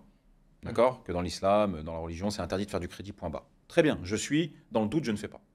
Mais je pense que le sens était beaucoup plus profond que ça. Je pense que riba, et Allah subhanahu wa ta'ala, notre Dieu, il a voulu interdire ça parce que de base, je pense qu'il a voulu se prévenir de l'abus de certains. Exemple, toi, Mohamed, tu as beaucoup d'argent. Moi, Mehdi, je te dis, Mohamed, est-ce que tu peux me prêter 10 000 euros? Tu me dis, Mehdi, tu me rends 1 000 euros par mois. Moi, et un mois, j'ai un problème, je n'arrive pas à te les rendre. Tu me dis, bah maintenant, tu me dois 1 500. Et du coup, j'arrive pas à te les rendre. Tu dis, bah maintenant, tu me dois 2 000. Et en fait, dès que je reprends, tu me mets la tête sous l'eau. Ouais. Et c'est ça, riba. Tu vois, je me sers de mon argent pour enterrer mes frères, remettre la tête sous l'eau. Et donc, il a dit, bah, puisque c'est ça, c'est interdit l'usure. Pourquoi je te dis j'avais des interrogations? Parce que dans le crédit classique, si tu veux, c'est une marge commerciale. Si tu veux, on sait quand tu es en taux fixe, hein, tu sais ce que tu vas payer chaque mois. Et un jour, j'en parlais avec mon ami, mon directeur de banque, à qui je passe le bonjour, et sa femme est musulmane. Puis il me dit, ah, mais dis, tiens, tu t'achètes plus en ce moment? Je lui dis, non, tu sais, j'ai arrêté, je me suis un peu renseigné sur le crédit. Il me dit, attends, je comprends pas. Il me dit, c'est quoi qui te gêne? Je dis, bah, tu sais, tu me prends des intérêts, normalement, tu dois me faire une marge commerciale. Il m'a dit, attends. Mais nous, la banque, c'est une marge commerciale qu'on prend. Et je dis, ouais, mais c'est écrit intérêt et tout. Il me dit, attends. Donc, c'est marqué intérêt. Ok, donne-moi ton tableau d'amortissement, je vais te le sortir, je vais marquer marge commerciale. C'est bon, ça te va? Si j'écris marge commerciale, c'est bon? Je me dis, ouais. Mais c'est vrai, en fait, ce qu'il me dit. S'il écrit marge commerciale, d'un seul coup, ça devient licite. Je me dis, non, c'est pas possible. En fait, il m'a mis Mais je me dis, en fait, ce qu'il a voulu me passer comme message, c'est que la réflexion, elle est beaucoup plus poussée que intérêt ou marge commerciale. Tu vois ce que je veux dire? La réflexion de Dieu, elle est beaucoup plus poussée que ça. Parce que lui, là, ce qu'il a voulu me dire en me faisant ce message, si tu veux que je te marque marge commerciale, je t'écris marge commerciale sur ton tableau d'amortissement. Et ça devient halal. Donc tu vois bien que l'intérêt il est plus poussé que ça. Il m'a dit, ne fais pas, si tu veux. Je te comprends. Mais je voulais juste te montrer que n'écoute pas tout ce qu'on dit. Parce que sa femme est musulmane et il est dedans, un petit peu. Et c'est vrai qu'il m'a cloué le bec. Il m'a dit, donne, je te prends ton tableau d'amortissement, voilà. Mais c'est de la ruse, si tu veux. On ne peut pas ruser Dieu. Pour en revenir à la finance islamique, je m'y suis donc intéressé à un moment. Parce que je voulais arrêter et je voulais être dans les clous. J'ai donc été voir une banque islamique à Paris. Et je vais t'expliquer ma mésaventure avec eux. Et wallah, wallah, wallah, j'ai juré par 3 fois, je t'explique avec eux, je ne sais pas s'ils ont changé, mais wallah, wallah, wallah, c'est ce qui s'est passé. Je vais les voir. Je leur dis, salam alaikum, nanana, voilà, et tout, je souhaite me libérer de riba et tout, j'ai lu des choses, je commence à prendre conscience, j'aimerais passer par vous, la finance islamique, c'est halal, etc. Bref. Donc je leur ramène un projet que j'ai sur un immeuble à Amiens. Donc déjà, première nuance. En théorie, la finance islamique, tu ne dois pas leur ramener le projet. Ils doivent l'avoir en stock et te le vendre. Si tu leur ramènes, qu'ils l'achètent pour toi et qu'ils te le revendent, apparemment moins bon. Passons. Je leur ramène le projet. Donc ça m'a on se pose et tout. On fait l'étude du projet. Il me dit, ok, c'est 30% d'apport. Il m'explique, il me dit, voilà, on va l'acheter pour toi et on te le revend avec une marge commerciale. Ok, je regarde la marge commerciale. Je payais presque 1,6 fois plus cher que riba classique, que dans une banque classique. Ok? Bon, j'accepte. J'accepte le truc. Ok, 30% d'apport, j'accepte tout ça. Et puis de fil en aiguille, on discute. Et je lui dis, écoute, ok, ça me va et tout, bah écoute, on va être amené à travailler ensemble. Je lui dis, maintenant, je sais que sur un immeuble à 500 000 euros, ça me coûte tant, ça me coûte plus cher qu'à côté, mais je lui dis, et wallah, wallah, wallah, je rejure 3 fois, je lui dis, mais mashallah, finalement, vous êtes 1,5 à 1,6 fois plus cher, mais aujourd'hui, on est des taux à 1,20, 1,40. Ou 2 à ce moment-là.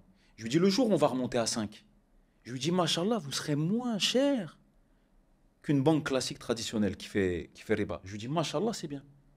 Je lui dis, donc maintenant, je sais que sur ça, ce projet-là, ta marche est tant. Alhamdoulilah, on peut avancer, tu vois. Wallah, qu'est-ce qu'il m'a dit? Ah non, je te garantis pas. Demain, si les taux montent à côté, il est susceptible que notre marge, elle monte. Ah ouais. Donc je lui ai dit, attends. Et là, il m'a mis une claque, un coup de massue. Je lui ai dit, en fait, tu m'interdis de faire riba. Allah, il nous interdit.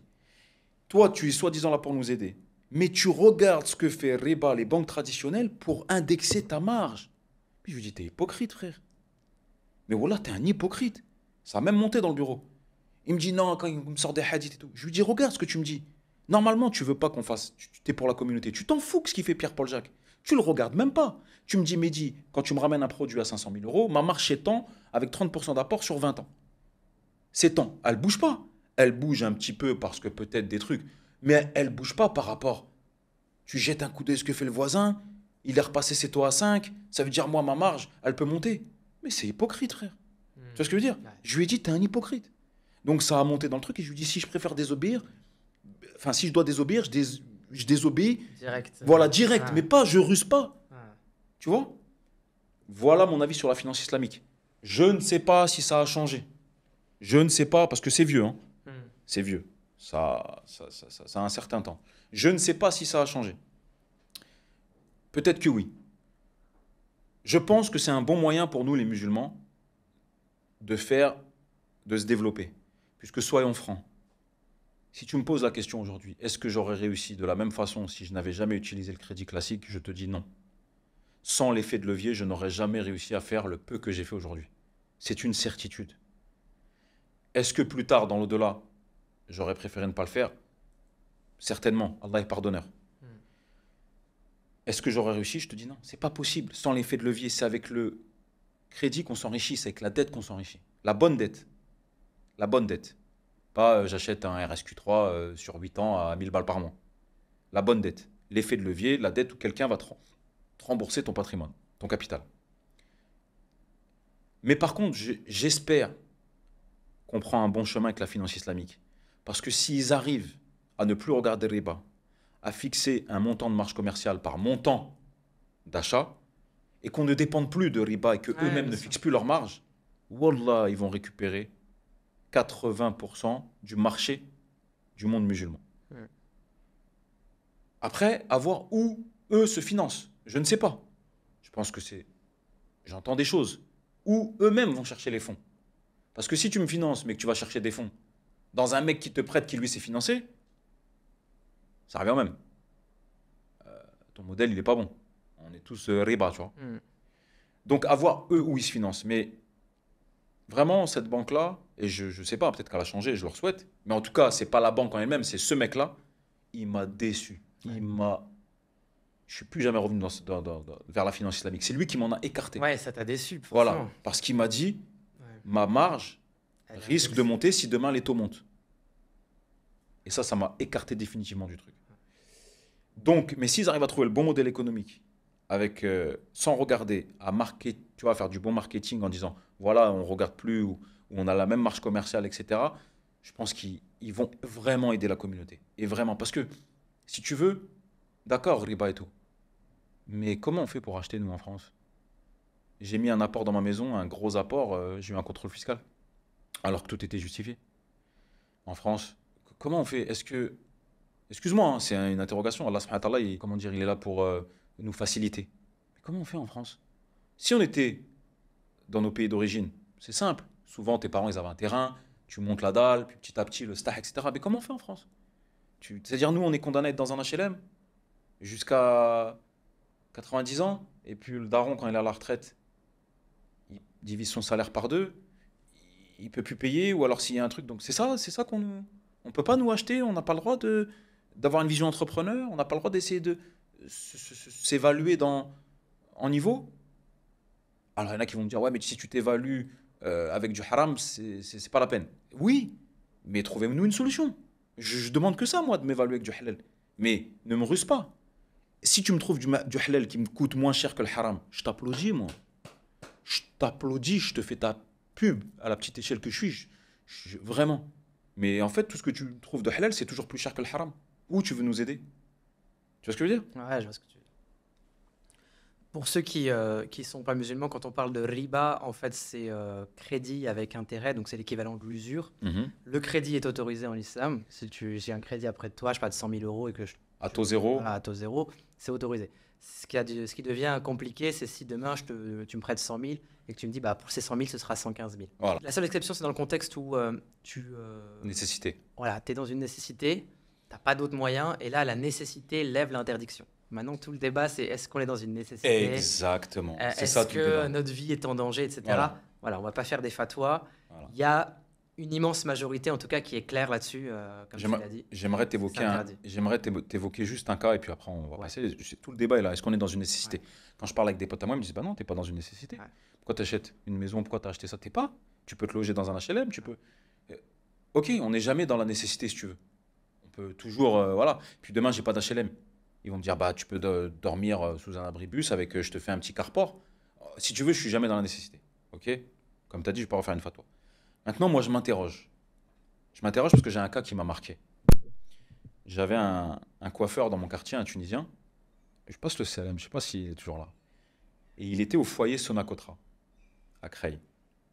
Et il me disait, il me coupait, il me disait, ouais, ah Mehdi, j'aimerais bien, ça fait 2 ans, j'ai pas vu ma femme et ma fille et tout, ils sont en Tunisie. Ça fait 2 ans et tout. Et je lui dis, mais pourquoi? Il me dit, ils peuvent pas venir, le visa, machin. Il me dit, il me faut un logement d'au moins 40 mètres carrés. Je lui dis, écoute, Yacine, j'ai un logement. J'ai un logement. Il me dit, ah ouais, c'est pas vrai. Oh non, s'il te plaît, s'il te plaît. Je dis, non, j'ai un logement. Je dis, regarde, tu vas me donner tant, parce que moi je payais, je te dis 460 de Chrome plus 40 euros de charge. Je lui dis, tu me donnes 500. Tu vois, je peux. Il est rentré dedans. Ok. 6 mois après, sa femme, sa fille sont venues. Quand il m'a vu, il pleurait. D'accord, frérot? Il pleurait. Il me disait, Mehdi, c'est grâce à toi. Alors oui, est-ce que dans le haram, le pas bien, parce que je sais qu'il y a des gens aussi qui regardent, dans le pas bien et le bien. Tu vois? Donc, soi-disant, j'ai acheté un appartement, c'est pas bien, ce que je peux concevoir avec le crédit. Mais regarde le bien que j'ai fait. J'ai permis à quelqu'un de faire venir sa femme et sa fille et de les voir. Alors que ça faisait 2 ans, ils ne les avaient pas vus. Ils travaillaient dur, coiffeur. Elle est là, mon équation. Si j'ai fait des choses pas bien, qu'on me pardonne. J'espère avoir fait du bien aussi. Ça marche. Bon, moi, mon point de vue, Mhm. éviter au maximum Bien tout sûr, ça. donne-le, ça On m'intéresse. est d'accord. Éviter vraiment le crédit. Pour ceux qui sont musulmans, essayez de faire un maximum de cash dans le licite. Et après, il y a toujours une part d'irrationnel, comme on dit, la baraka. Il y a la baraka, bien À un sûr. moment donné, il y a des choses qui peuvent t'arriver que tu ne soupçonnes pas et qui te donnent Exactement. des boosters. Donc, Exactement. voilà. Mais si tu me poses la question en toute franchise, est-ce que j'aurais pu faire, Probablement pas. à moins que Ouais, bien seul sûr. Dieu c'est ma destinée, mais moi, en objectivité, je ne pense pas. Mm. Je n'aurais pas pu. Comment tu veux? Genre, je serais encore à la SNCF à 2200 euros par mois. Mm. Je serais comme tout le monde, en train de payer mon scénic, en train de sortir mon chien, en train de payer ma maison, tu vois, ou même pas en train d'être dans un HLM. Je pense pas que j'aurais réussi, je suis franc. Non, c'est clair. Mais est-ce que je conseille de le faire et tout quand je lis les textes et tout? Non, dans le doute, il n'y a Mm. pas de doute. Après, moi, j'avais discuté avec une personne, il me dit, mais en fait, dans tous les cas, on va mourir, tu vois. Il dit, ma réussite à moi, c'est pas celle, Ouais, c'est pas celle ici. tu c'est vois. pas faux, Ici, ça c'est une s'entend. goutte d'eau dans un océan. C'est pas C'est- grave si je vis dans un appart et qu'on est. c'est non. pas faux, ça s'entend. Voilà. En tout cas, j'espère que vous allez tous réussir à mener les projets que vous souhaitez, Je vous le souhaite. sans crédit, idéalement. Je vous le souhaite, Inch'Allah. Et vous pourrez encore plus faire de vous. Et puis pour ceux qui font des crédits parce que vous n'avez pas de conviction religieuse, bah, profitez des effets de levier. Hein. Profiter des effets de levier, des différés partiels. Voilà, il pourra ça. tout vous expliquer. Voilà. Mais voilà, le dernier truc, c'est que j'aimerais plutôt que la finance islamique trouve Oui, le bon c'est modèle l'idéal. pour nous, la communauté Ouais. musulmane, et soit moins cher que les banques classiques. Tu vois, là, ça serait un beau revers de la Ça médaille. serait un beau revers parce que disant, ça montre regardez, que tu as d'autres modèles voilà, qui marchent mieux. On a un autre Ouais, modèle bien qui sûr. marche et qui est moins cher, Bien sûr. et qui est en accord avec nos convictions religieuses. Parce qu'aujourd'hui, quelle arme on a, nous-mêmes, pour justifier quand j'ai le débat avec quelqu'un qui n'est pas religieux, qui n'est pas musulman? Il va me dire, mais regarde ton truc, t'as pas d'assurance, c'est hyper cher, tu vois? Donc, tu vois? Mais j'aimerais que le monde musulman trouve une formule où on est limite moins cher que la concurrence, riba, etc. C'est vraiment ce que je souhaite. Et là, je pense qu'il y aurait beaucoup plus de musulmans entrepreneurs qui créeraient des choses, Ouais, etc. bien sûr. Parce que sans argent, on peut rien- il faut lever des fonds. Ouais, Tu vois? Et on a tellement de talents, mais qui n'ont pas d'argent. Ou alors quelqu'un qui fait un fonds d'investissement musulman, start-up, je te dis une bêtise. Mais qu'on s'intéresse à ça. Ça existe certainement déjà. Je ne dis pas que j'ai la connaissance pour. Mais si je ne l'ai pas entendu ou que je ne l'ai pas vu, c'est que ce n'est pas encore assez gros. Voilà. Parce que dès l'instant où c'est une banque classique, tout le monde la connaît. Donc j'aimerais qu'on arrive à ce niveau de connaissance, que même les non-musulmans connaissent. Qu'on soit assez gros pour que tout le monde connaisse. Aujourd'hui, c'est dans des petits réseaux. Ouais. Tu vois? Et j'aimerais qu'on soit développé. C'est tout ce que je nous souhaite pour la communauté musulmane. Inch'Allah. Merci. Inch'Allah. Tu parlais de réseau, Mehdi. Toi, aujourd'hui, tu as monté un business avec Shaima, qui est ta belle-sœur, Ouais, avec ton frère. ouais. Tu peux nous en dire plus sur le business en famille, parce qu'on entend les deux. Il y en a qui Ouais. disent éloigne-toi, tu vas avoir des problèmes, c'est qui tout doux. Toi, tu nous dis plutôt expérience positive. Positive, mitigée. Ok. Positive, mitigée. Avec ma belle-sœur, très très bien. Avec mon frère, on a eu quelques gros clashs. Ouais. Ouais. Quelques gros clashs. Je ne sais pas qui a tort, qui a raison. Ouais. Je ne sais pas si c'est lié à de l'ego ou pas. Je sais juste qu'il y a beaucoup d'amour entre nous. Énormément.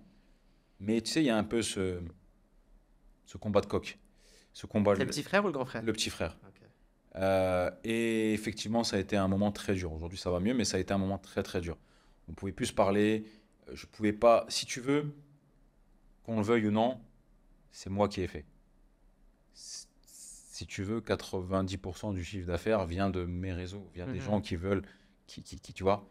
Et peut-être qu'à un moment, dans mes prises de parole ou autres, et c'est dommage, mais il a peut-être senti un peu, pas que je voulais le rabaisser, alors que ce n'était pas du tout le cas, mais il s'est peut-être senti. En fait, si tu veux, c'est ce qu'on appelle les West-West. Chez nous, ça veut dire les voix intérieures. Quand tu commences à avoir une voix qui rentre, tu es plus lucide, tu es plus rationnel. Ouais. Et tu te dis, ah, il me dit ça pour ça, alors que pas du tout. Ah ouais, ah donc c'est ça, ah là. Et après, tout ce que tu vas vivre va conforter tes idées. Exactement. Tu vas tout interpréter avec C'est de ton la regard. psychologie. Ouais. Donc à un moment, il faut que ça casse, il faut parler. Aujourd'hui, ça va beaucoup mieux parce qu'on a beaucoup parlé. Avec Shaima, très bien. Elle, tu sais, elle est. Voilà, c'est vraiment quelqu'un de bien, qui sait analyser, qui sait mettre les choses de côté, qui sait reconnaître quand elle a tort. Ça peut lui arriver. Je sais reconnaître quand j'ai tort. Ça peut m'arriver. On parle de tout. Si vous voulez faire un business en famille, c'est à double tranchant. Ça peut être exceptionnel. Parce que vous êtes en famille, vous vous donnez la force. Et Mais on lave son linge sale en famille aussi. voilà. Sur le business, Sans le business. voilà, sur le business, Ouais. il faut essayer de différencier aussi le business de vraiment pure famille. Ouais. Mais ça peut être bien parce que vous pouvez vous apporter une force. En théorie, vous avez moins de filtres qu'avec du personnel. En théorie, mais finalement, parfois, ça peut s'avérer qu'il faudra en avoir plus. Et ça, c'est pas évident. Mais en théorie, vous avez moins de filtres. Vous pouvez vous parler de tout. Vous pouvez, sur l'argent, vous avez aussi plus confiance parce que tu te dis c'est ta famille. Et moi, c'est le cas. Hein. J'ai confiance à 2000%. Et donc, sur le papier, il n'y a que des avantages. Sauf que des fois, le Real de Madrid, il a la meilleure équipe du monde et sur le papier, il perd. Et ben, ça peut être la même chose. Donc, ce que je vous conseille, si vous le faites en famille, c'est vraiment le moindre des petits tabous que vous avez, c'est d'en parler. Avant de commencer. Écoute, mais là, s'il se passe ça. Écoute, si tu as pris 5 euros dans la caisse pour aller acheter un grec, ben, faut les remettre, ça me plaît pas. Je m'en fous de l'argent. C'est que tu vas me donner une porte, à moi aussi à m'ouvrir. Pourquoi lui, il prend 5 euros et moi, je prends pas? Et puis, s'il prend 5 euros fois 30 jours, ça fait combien? Parlez de tout. Et si vous vous braquez en face, c'est que vous n'êtes pas fait ensemble pour travailler. Normalement, moi, tu vois, ils peuvent me parler de tout. Je me braque pas. Tu peux même me parler d'un euro. Je me braque pas. Je comprends. Ça peut te mettre un ouais, je sais que tu t'en fous de l'argent. C'est juste que tu vas te dire pourquoi lui et pas moi. Et c'est là que vont démarrer les problèmes. Des petites choses que vont démarrer les grands feux. Donc, si j'étais vous, si je fais un business en famille, mettez tout sur table avant de le faire. Les moindres petites choses que vous pensez qui sont anodines, parlez-en. Comme ça, tout est clair. Et après, on y va. Et définissez bien le rôle de chacun. Quel est ton rôle? Quel est mon rôle? Définissez bien ça. On peut se donner des trucs et des petites exceptions, mais gardez-vous à ça. Et après, dans l'absolu, ça se passe bien. Nous, aujourd'hui, ça se passe très bien. Oui, on a eu des petits frictionnages. Mais qui n'a pas de frictionnage? C'est des réglages, si tu veux. Mais aujourd'hui, ça se passe très bien. Donc, positif. Pour moi, plus positif. Après, l'idée, c'est de, si j'étais vous, c'est de ne pas rentrer les conjoints. Voilà, de ne pas rentrer les conjoints. Bon, moi, j'ai pas eu le choix parce que j'ai connu avant que ce soit sa femme, tu vois, enfin, quasiment en même temps. Mais le fait de ne pas rentrer les conjoints, je pense que c'est bien. Parce que c'est souvent les conjoints qui, maladroitement ou comme ça, vous mettent ce qu'on appelle les West-West, hein, tu traduiras les voies intérieures. Mais pour le cas, dans notre cas, nous, non, c'était elle qui a plutôt fait le tampon et la transition et le médiateur. Donc pour le coup, c'était très bien. Parce que Shaima est une personne, voilà. Et puis maintenant, l'équipe s'agrandit. On a Layan, on doit reprendre quelqu'un. On a une équipe très sympa, dynamique qui s'agrandit. Ouais. Layan est aussi de la famille ou pas du coup? Pas du tout. Ok, donc là, t'as Pas pris, du tout. le Ouais, choix de- pas du tout. Ok, Pas du tout. Elle est de notre région, mais elle n'est pas de la famille. Non. d'accord. Mais on la considère, Comme la on famille. l'aime beaucoup. Voilà. Ça marche. Donc ici, conseil intéressant sur les business en famille. En général, les business en famille, on les retrouve beaucoup dans la restauration. Ouais. Restauration, tourisme, camping, les choses comme ça. Et donc, c'est acquis tout double. Vous pouvez avoir un cercle familial solide, mais toujours garder en tête que l'argent, c'est un autre sujet. Et généralement, il y a plusieurs sujets qui cassent des familles. Ça peut être l'argent, Ouais. les femmes, Ouais. euh, L'ego. l'ego. Mm. Donc, mettez bien au clair même les sujets qui fâchent. Et surtout par écrit. C'est bien de se Ah, mettre les choses par par écrit. écrit. Parce que les interprétations, les machins que tu m'avais dit et tout. Ah, par écrit. Faites. Un petit Voilà. contrat de confiance, des fois, c'est bien. Même faites un groupe WhatsApp. Ouais, des récapitulatifs de ce qu'on a convenu, de ce qu'on s'est dit. Exactement. Voilà, par écrit. Croyez-moi que si on avait eu des écrits sur les petits frictionnages qu'on a eu, Ça aurait évité beaucoup ça aurait de- évité. Ouais. Tiens, regarde, on avait dit ça. Point Ouais. barre. Ouais. Parce que là, non, on n'avait pas dit. Si, mais on l'avait pas dit de cette sorte-là. Écrivez. Et normalement, si vous êtes avec des gens qui vous aiment et que vous aimez, vous n'avez pas de. Si les gens réagissent mal, c'est déjà un premier signe que tu ne dois pas faire avec eux. Ouais. Voilà. Et en général, quand vous sentez votre intuition, ne le faites pas. À chaque fois que j'ai été contre mon intuition, ce qui n'est pas mon cas là, hein. Je sentais très bien. Mais à chaque fois que j'ai été contre mon intuition dans des dossiers de location d'appartements, dans des. J'ai eu des galères derrière. Ouais. J'ai eu des problèmes. Donc maintenant, je fais en sorte de m'écouter tout le temps. Ok. Tout le temps. Quitte à me tromper, mais je m'écoute. Donc là, aujourd'hui, le business, il tourne, alhamdoulilah, à Alhamdulillah. Marrakech. Alhamdulillah. Qu'est-ce qui t'a fait choisir Marrakech et pas d'autres villes? On entend beaucoup parler de Tanger. Mhm. Si on revient même avant ça, pourquoi avoir quitté la France? Bien sûr. Et pourquoi Marrakech et pas d'autres villes? Si tu veux, j'ai quitté la France parce que j'étais arrivé, je pense, j'étais tombé dans une dépression. Alors, pour moi, c'était une maladie qui n'existait pas. Pour moi, c'était une maladie de gens fragiles, de faibles, que j'entendais, que ça n'existait pas. Sauf que ça m'a touché. Et j'en ai été frappé. Pourquoi? Et je ne savais pas que c'était ça. Parce que tu sais, quand tu deviens aigri, tu es nerveux, tu perds du poids, tu prends ta douche, tu as des larmes qui coulent, tu sais pas pourquoi. Tu dis, oh, qu'est-ce qui m'arrive? Je suis en train de pleurer, c'est pas mon problème. Moi, j'étais fou, quoi. Alhamdoulilah, tout va bien, j'ai un peu d'argent. Hop, puis tu sors de la douche, puis tu vas dans la chambre, tu ouvres la truc, il pleut. Et puis tu dis, le temps passe. Voilà, donc c'est ce qu'on appelle une dépression. Et à partir de là, j'ai dit non, non, non, il faut que je fasse quelque chose. T'as vu un psy pour ça ou pas? Non, non, non. Je sais qu'apparemment, mais je suis contre ça. Tu sais, si tu veux, je suis encore, c'est peut-être vraiment bête, hein. Je suis encore vexé Hmm. d'avoir été touché par ça. Parce que pour Ok. moi, c'est les gens fragiles. Ouais, ouais. Alors que pas du tout, hein. Hmm. Et c'est juste de me comprendre, je juge personne. Ouais. C'est moi, dans mon fort intérieur, je me dis, moi, j'ai été touché par ça, tu vois. Hmm. Comment ça, moi, je. Alors qu'en fait, tu vois, je suis un humain, c'est tout le Bien monde, sûr, ça touche tout le monde. Donc de là, il n'y a pas 36 solutions. Soit je m'enfonce, soit j'agis. Hmm. Et puis après, heureusement, il y a le Covid qui est arrivé et tout. Donc là, je pense que j'aurais câblé vraiment. Heureusement que je suis parti avant. Et donc, j'ai dit, il faut que je parte. Je me sens pas bien en France. Je me sens plus bien. Je vois le pays se dégrader, le pays qui m'a élevé, le pays que j'aime tant. Je le vois se dégrader. Je vois l'insécurité. Je vois le manque de respect. Je vois des jeunes qui viennent par derrière mettre une patate à une femme de 90 ans pour voler un sac. Je vois du mauvais temps, un climat social détestable, un climat météo détestable. Bref, si tu veux, quand je suis dans ce mood-là, Tu me crois du tu peux me noir, donner y a tous rien les qui- signes positifs, il n'y a Ouais, rien qui va. ouais, y a rien qui va. Fallait que je parte. Hmm. Pourquoi le Maroc? Déjà, le Maroc, c'est un pays que j'adore. Un pays que je trouve magnifique, avec plein de paysages, plein de villes, avec un peuple accueillant, magnifique, qu'il faut respecter. Tu vois, là, on voit deux, trois trucs qui se passent à Marrakech, ça me plaît pas trop pendant l'été. Bref, on en reparlera si tu veux. Mais un pays magnifique, accueillant, un pays. Et puis en termes de business, je le voyais bien que c'était amené à se développer. Je voyais bien que Dubaï, on arrivait dans une bulle. Une bulle, c'est un cycle qui dure 10 ans. Et je voyais bien que Dubaï, on arrive à la fin. Quelle est la prochaine ville? Chantez bien Marrakech. Marrakech, il a ce charme. Il y a quelque chose d'inexplicable. Tu peux te retrouver dans la Médina, où tu es dans un esprit, et tu peux te retrouver dans une villa californienne, et puis dans le désert d'Agafay, et puis il a cette odeur. C'est inexplicable. Pourquoi le Maroc? Parce que j'aime ce pays. La proximité avec la France. J'ai besoin d'aller de temps en temps voir mes business, voir Hmm. mes parents ou autres. Décalage horaire aussi. Décalage horaire, souvent la même ou une heure. La beauté, donc je disais, du paysage, etc. Cette proximité avec n'importe quelle capitale européenne. Et pourquoi Marrakech? Parce que je sentais cet axe de développement. Je sentais que Marrakech, il allait exploser. En fait, je sentais que Marrakech, si tu veux, c'est comme une équipe de foot qui n'a jamais eu la Ligue des Champions, alors que il arrive toujours Les en talents, ils sont là, demi-finale, y a il est ouais. toujours là, tout va bien, tout est. Qu'est-ce qui se passe, quoi? Pourquoi je l'ai pas? Comme Paris, tu vois, comme PSG. Euh, Ah, po- ils m'ont fait plaisir là hier. voilà. Pourquoi je l'ai pas? Ouais. Je chantais que c'était ça. Et je chantais que ça allait être son tour. Et depuis que je suis arrivé, fin 2019, juste avant le Covid, à maintenant, mais qu'est-ce que ça a explosé? Qu'est-ce que ça a changé? Qu'est-ce qu'il y a eu comme investissement? Qu'est-ce qu'il y a comme infrastructure? Qu'est-ce qu'il y a comme projet? Qu'est-ce qu'il y a comme engouement? Je me dis, je me suis pas trompé. Alhamdoulilah.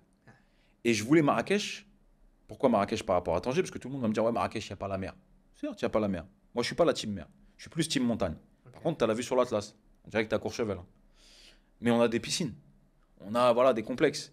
Puis t'as la mer à 2 heures. Et puis tu as la mer à 2 heures, à Gadir, etc. Ouais. Mais si tu veux, ici, en hiver, le climat, il est exceptionnel. Pardon. On a 25-27 degrés l'hiver.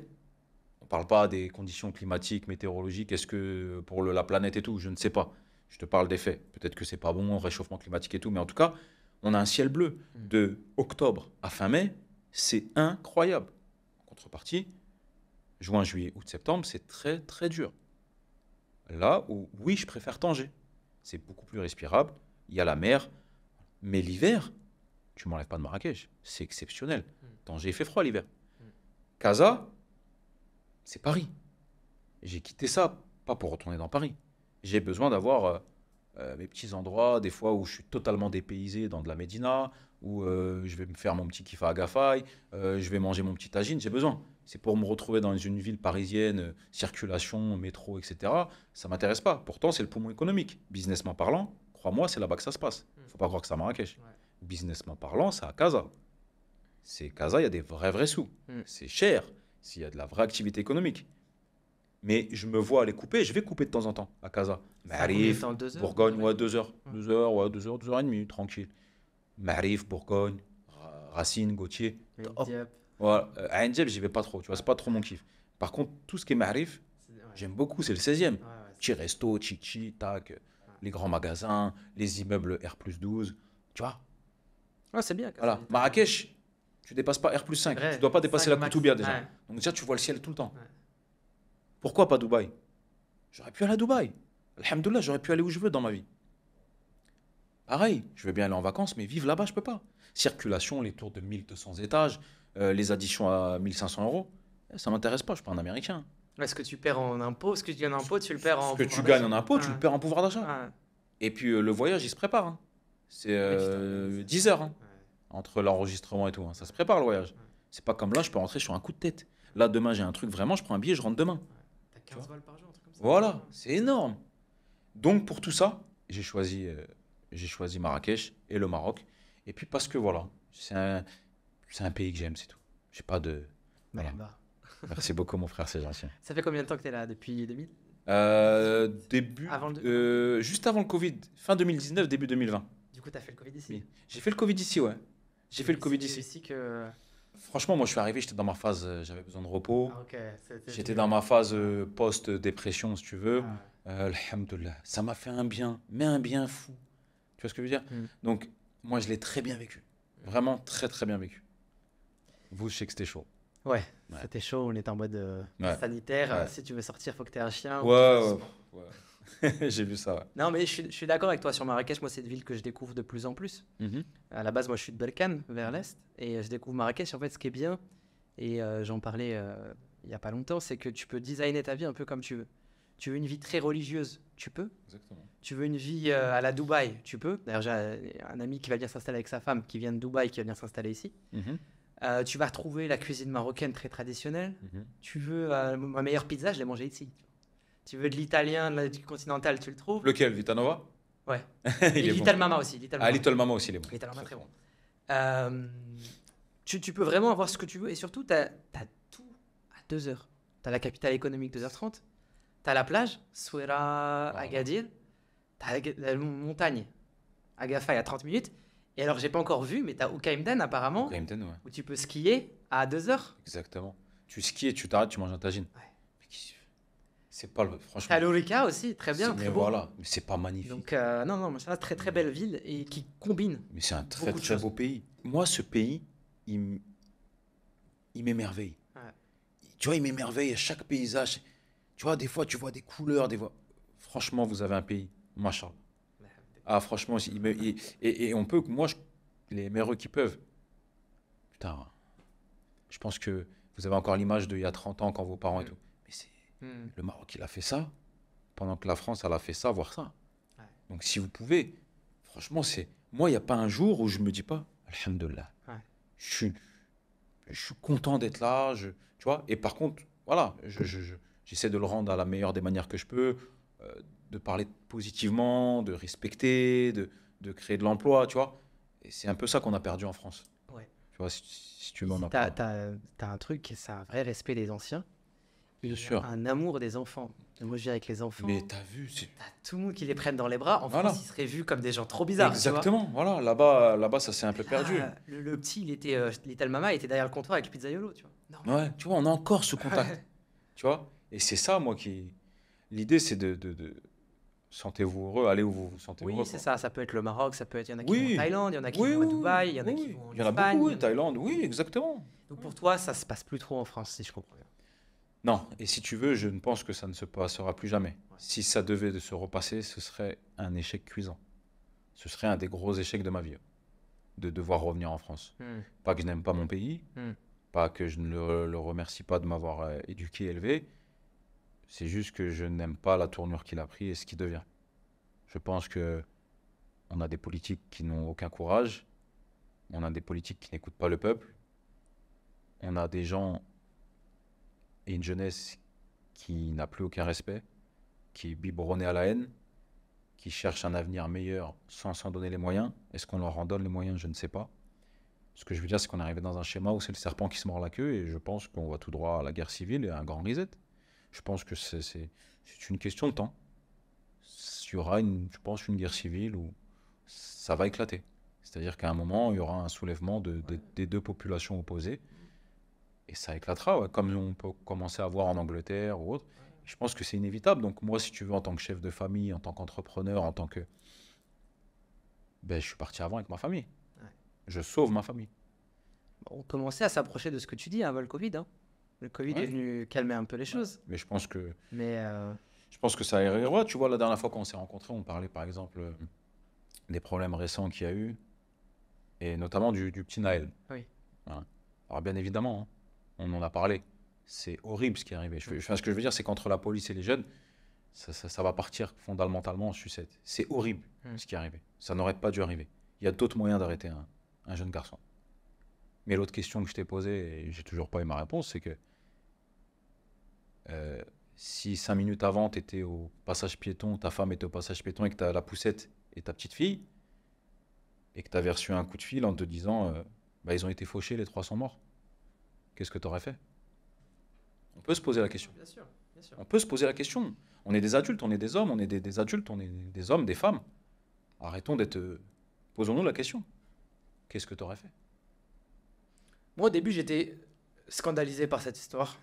J'ai vu la cagnotte pour le policier. Je me suis dit, mais c'est une dinguerie ce qui se passe. Bien sûr. Et après, en fait, tu nuances. Tu vois, tu nuances. Réagir à chaud, c'est jamais bon. Et c'est jamais bon. Alors, T'as l'émotion. exact. Alors, Et tu nuances. Alors, lui mettre une balle dans la tête, je pense pas que c'était la solution. absolument pas. Mais il y a un vrai problème Mais on est en droit de s'interroger. avec. Et en fait, Naël, c'est juste un gars comme beaucoup d'autres. Bien sûr. On est en droit de s'interroger Tu le vois sur. ici à Marrakech. Bah, exactement. On est en droit de s'interroger sur le refus d'obtempérer. On est en droit de s'interroger sur ça fait 15 minutes qu'on te dit de t'arrêter. Parce que c'est facile de réagir avec l'émotion. Je te le dis, Mohamed. Si on t'avait appelé, on t'avait dit votre épouse est décédée avec votre bébé et votre fille. Parce qu'elle a traversé la route. Comment tu aurais réagi? Ben moi, voilà, je préfère m'abstenir. Mais bien évidemment, c'est quelque chose qui n'aurait pas dû arriver, qui est très regrettable. On ne devrait pas en arriver là. Il y a d'autres solutions. Mais quand j'inverse les rôles, C'est clair. Après, ça revient à la même chose, c'est qu'on redécide avec nos émotions. T'inverses les rôles, donc t'es Bien sûr. concerné. Et du coup, bien sûr, seuls ceux qui ont la foi la plus pure diront bah voilà, c'est le mektoub, etc. Non, il méritait quand même pas. Mais là, ouais, de toute façon, c'est À ce qui chaud, s'est passé. à Après, chaud, oui, bien sûr. moi, si tu me dis, il te renverse ta femme, il tue tes gosses, ou alors le policier l'arrête, le policier l'arrête. On a le droit de, tu vois. Ouais. Est-ce qu'il mérite? Non. Est-ce que c'est regrettable? Oui. Est-ce que c'est affreux? Mm. Oui. Est-ce que c'est triste? Oui. Sa pauvre mère, c'est un pauvre gamin. Mm. Ça fait un quart d'heure qu'on dit de t'arrêter. Ouais. Est-ce que ça mérite? Non. Mais est-ce qu'il s'est lavé renverser mes gosses? Et tu vois, je trouve que en France, les gens détestent la police, ont plus peur de la police. Ah non, ils ont plus peur du tout de la police. Ici, au Maroc, juste tu vois la police, tu sais, pour les barrages et tout, t'as Ouais. la boule au ventre. Est-ce qu'il va m'arrêter ou pas? Bien sûr. Et peu importe, hein, Et j'espère qu'on va garder ça. tu gardes ce truc quand même. J'espère qu'on va le garder avec la police. Parce que là, l'été, je vois des mecs qui ont fait des roues, on a vu des vidéos tournées, ça m'a rendu fou. et je pense qu'ils commencent à défier la police. Par contre, Mais là, ils sont en train de resserrer. ils vont vite Ils vont se... déchanter. Ah, ouais. Parce qu'ici, on n'attend pas 6 mois et que ça passe au Sénat et que ça repasse au Parlement Ouais. et qu'il y ait un amendement. Ouais. T'as vu, moi, quand j'étais ici, je recevais un message 14h, l'aéroport, il est fermé. Il n'y a pas d'amendement, il n'y a pas de machin. Mm. Il y a Sa Majesté, son cabinet, et ça décide. Et c'est très bien. Vitesse d'exécution. Et je pense que ça va être pareil. Là, il y a Sa Majesté, son cabinet, un chef de la sécurité, il faut agir. Et on ne se dit pas les droits de l'homme, faut un amendement, faut ci, faut ça. On agit pour le peuple. Le peuple est en danger. Ils se font renverser par des gens bourrés, ils se font embêter par des mecs en bécane, en quad, en etc. Et on l'a encore au Maroc. Et j'espère, si tu me demandes une crainte que j'ai, c'est que ça se perde. C'est-à-dire que le modèle de France où on s'en fout de la police, on défie, vienne ici. C'est ma crainte, mais je ne pense pas que ça arrivera.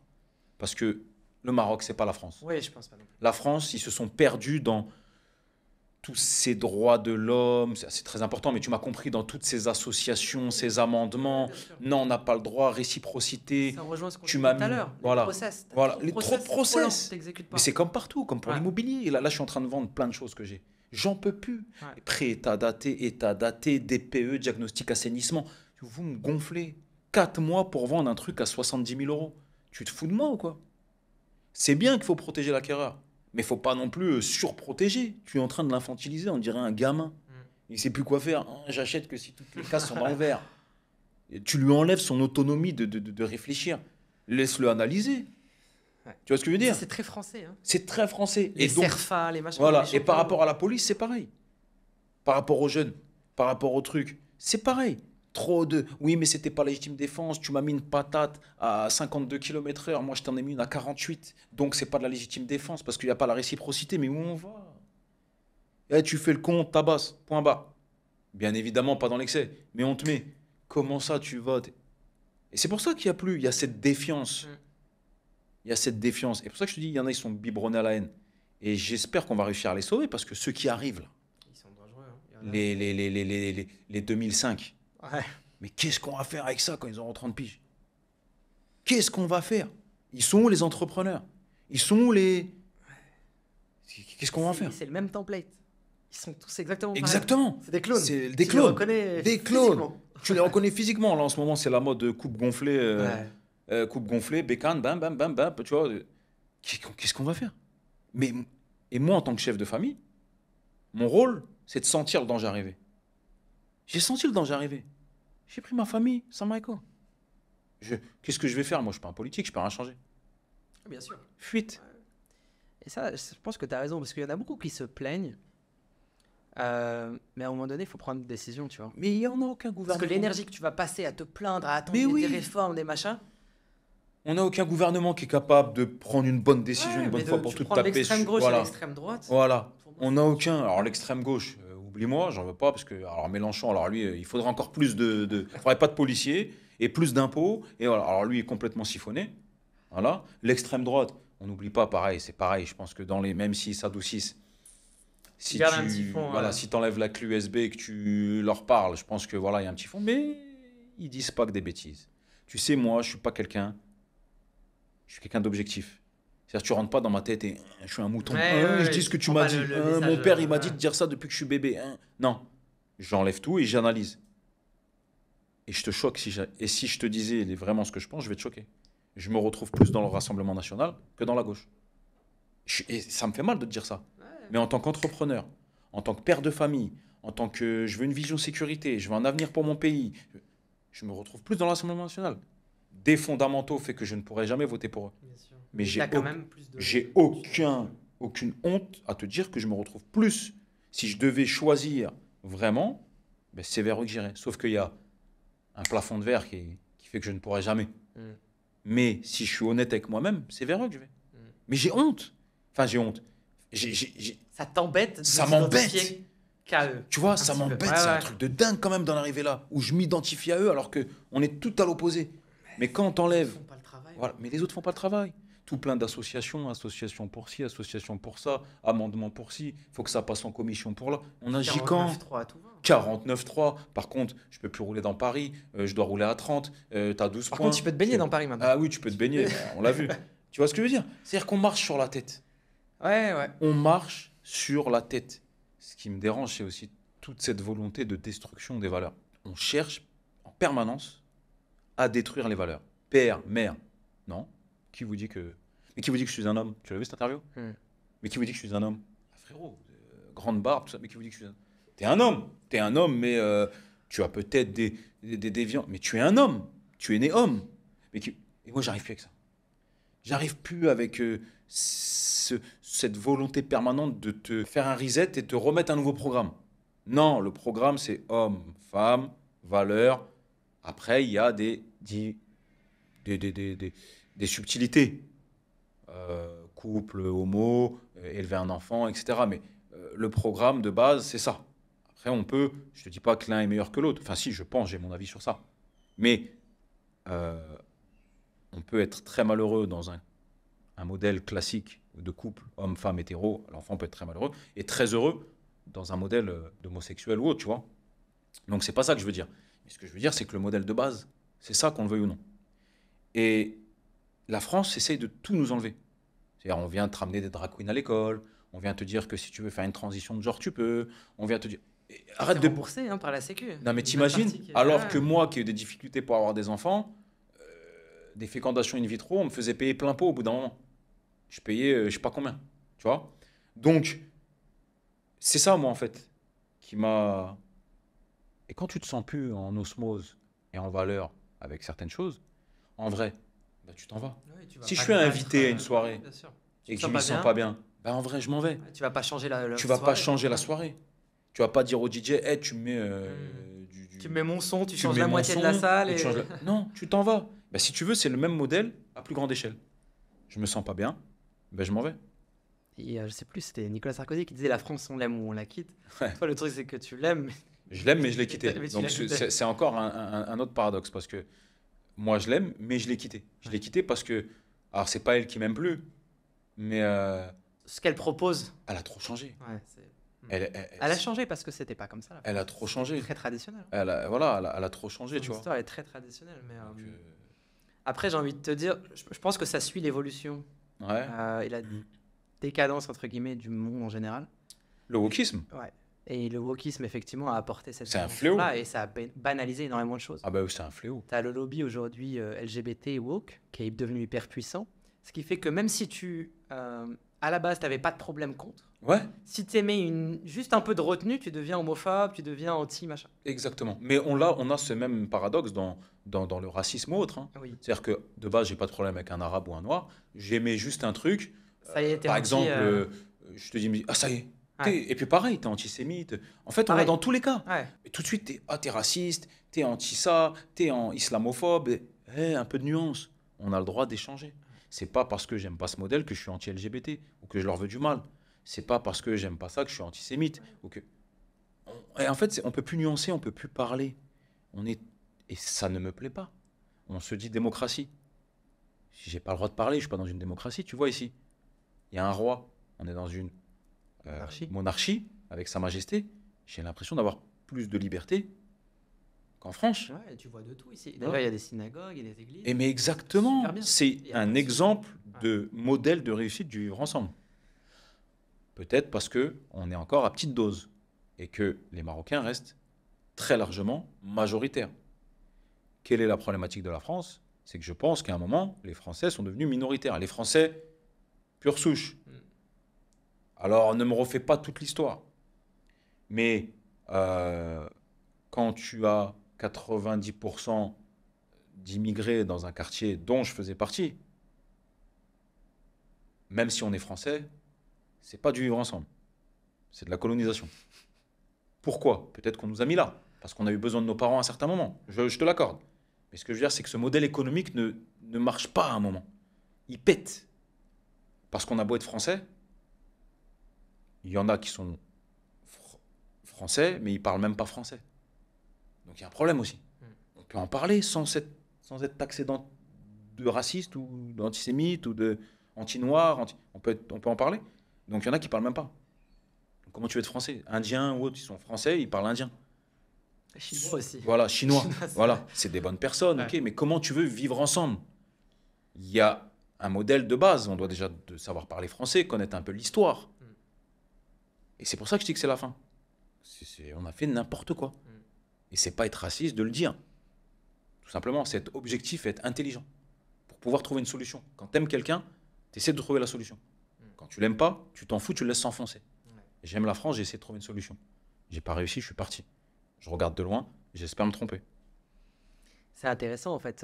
Ça me rappelle une conversation que j'avais eue avec une personne qui habite à Dubaï. C'est un Américain.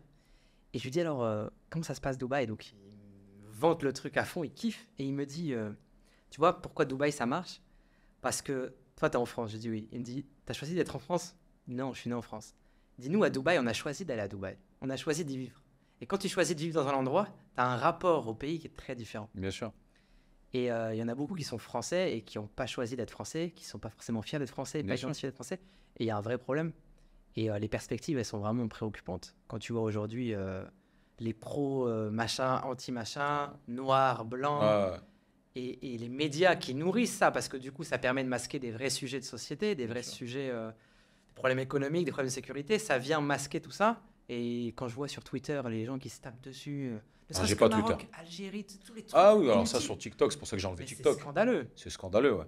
Mais si tu veux, ce que j'envie aux États-Unis et aux autres pays, et même au Maroc, hein, et qu'on manque en France, c'est le patriotisme. Je pense que aujourd'hui, on a honte de mettre un drapeau sur son Tu, balcon. tu- tu vois un drapeau français? Mais qu'est-ce que ça veut dire, Quand ça? même, lui, il met le drapeau européen déjà. Mais tu devrais être fier. Ouais. On met le drapeau européen avant le drapeau français. Mais mets ton drapeau français.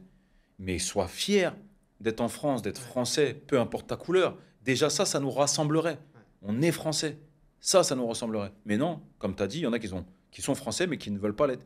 Moi, je suis pas français. Moi, je veux que l'équipe de France a perde. Moi, ils ont fait ça. Ils ont fait ça là-bas. Ils ont fait la hagra. Mais tu as déjà été, toi? Tu as déjà été en Algérie? Tu as déjà été là? Tu y étais, toi?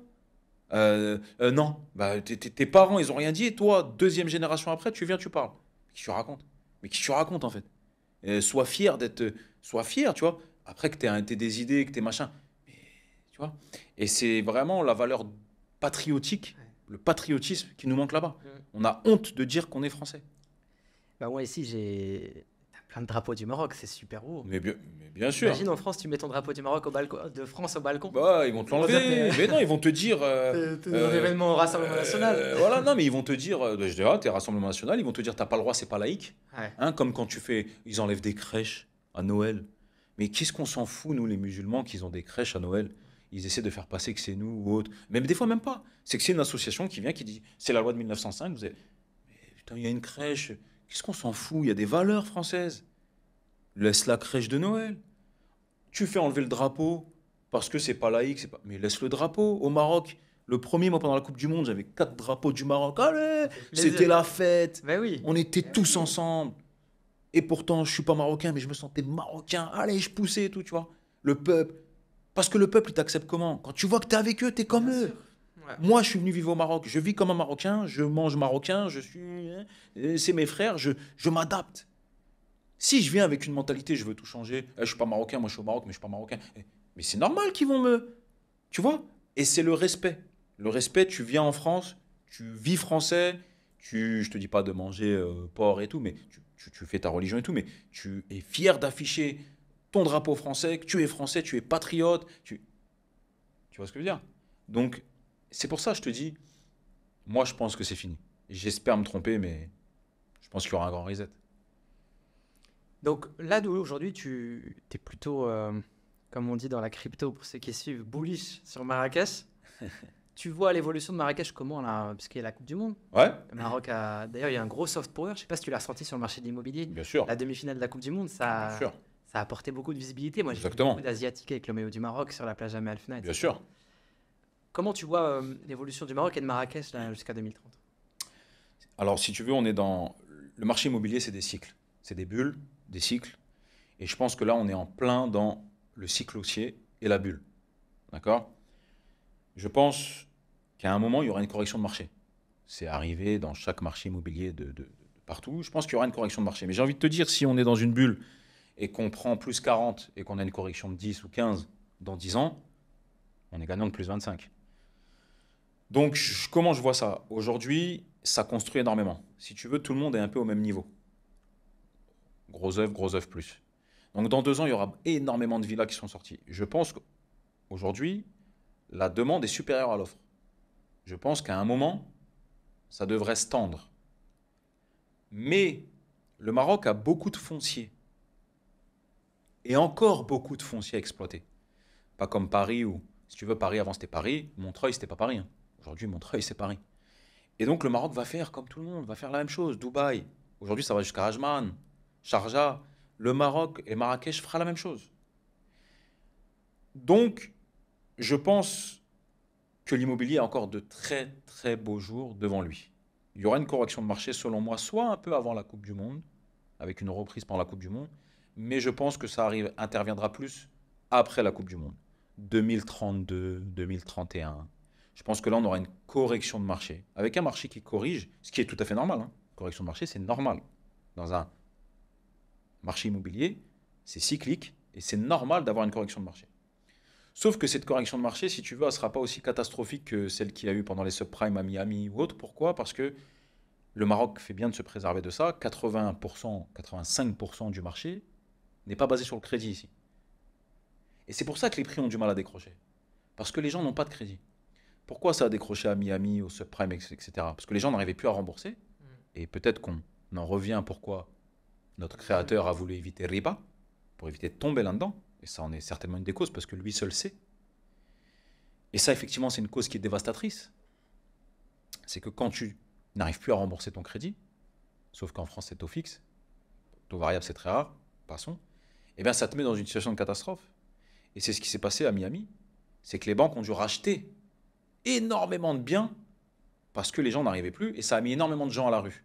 Et donc, forcément, quand l'offre dépasse la demande, puisque à ce moment-là, tout le monde se met en position de recroquevillage, un peu, tu sais, comme une tortue sous sa carapace, et donc s'il y a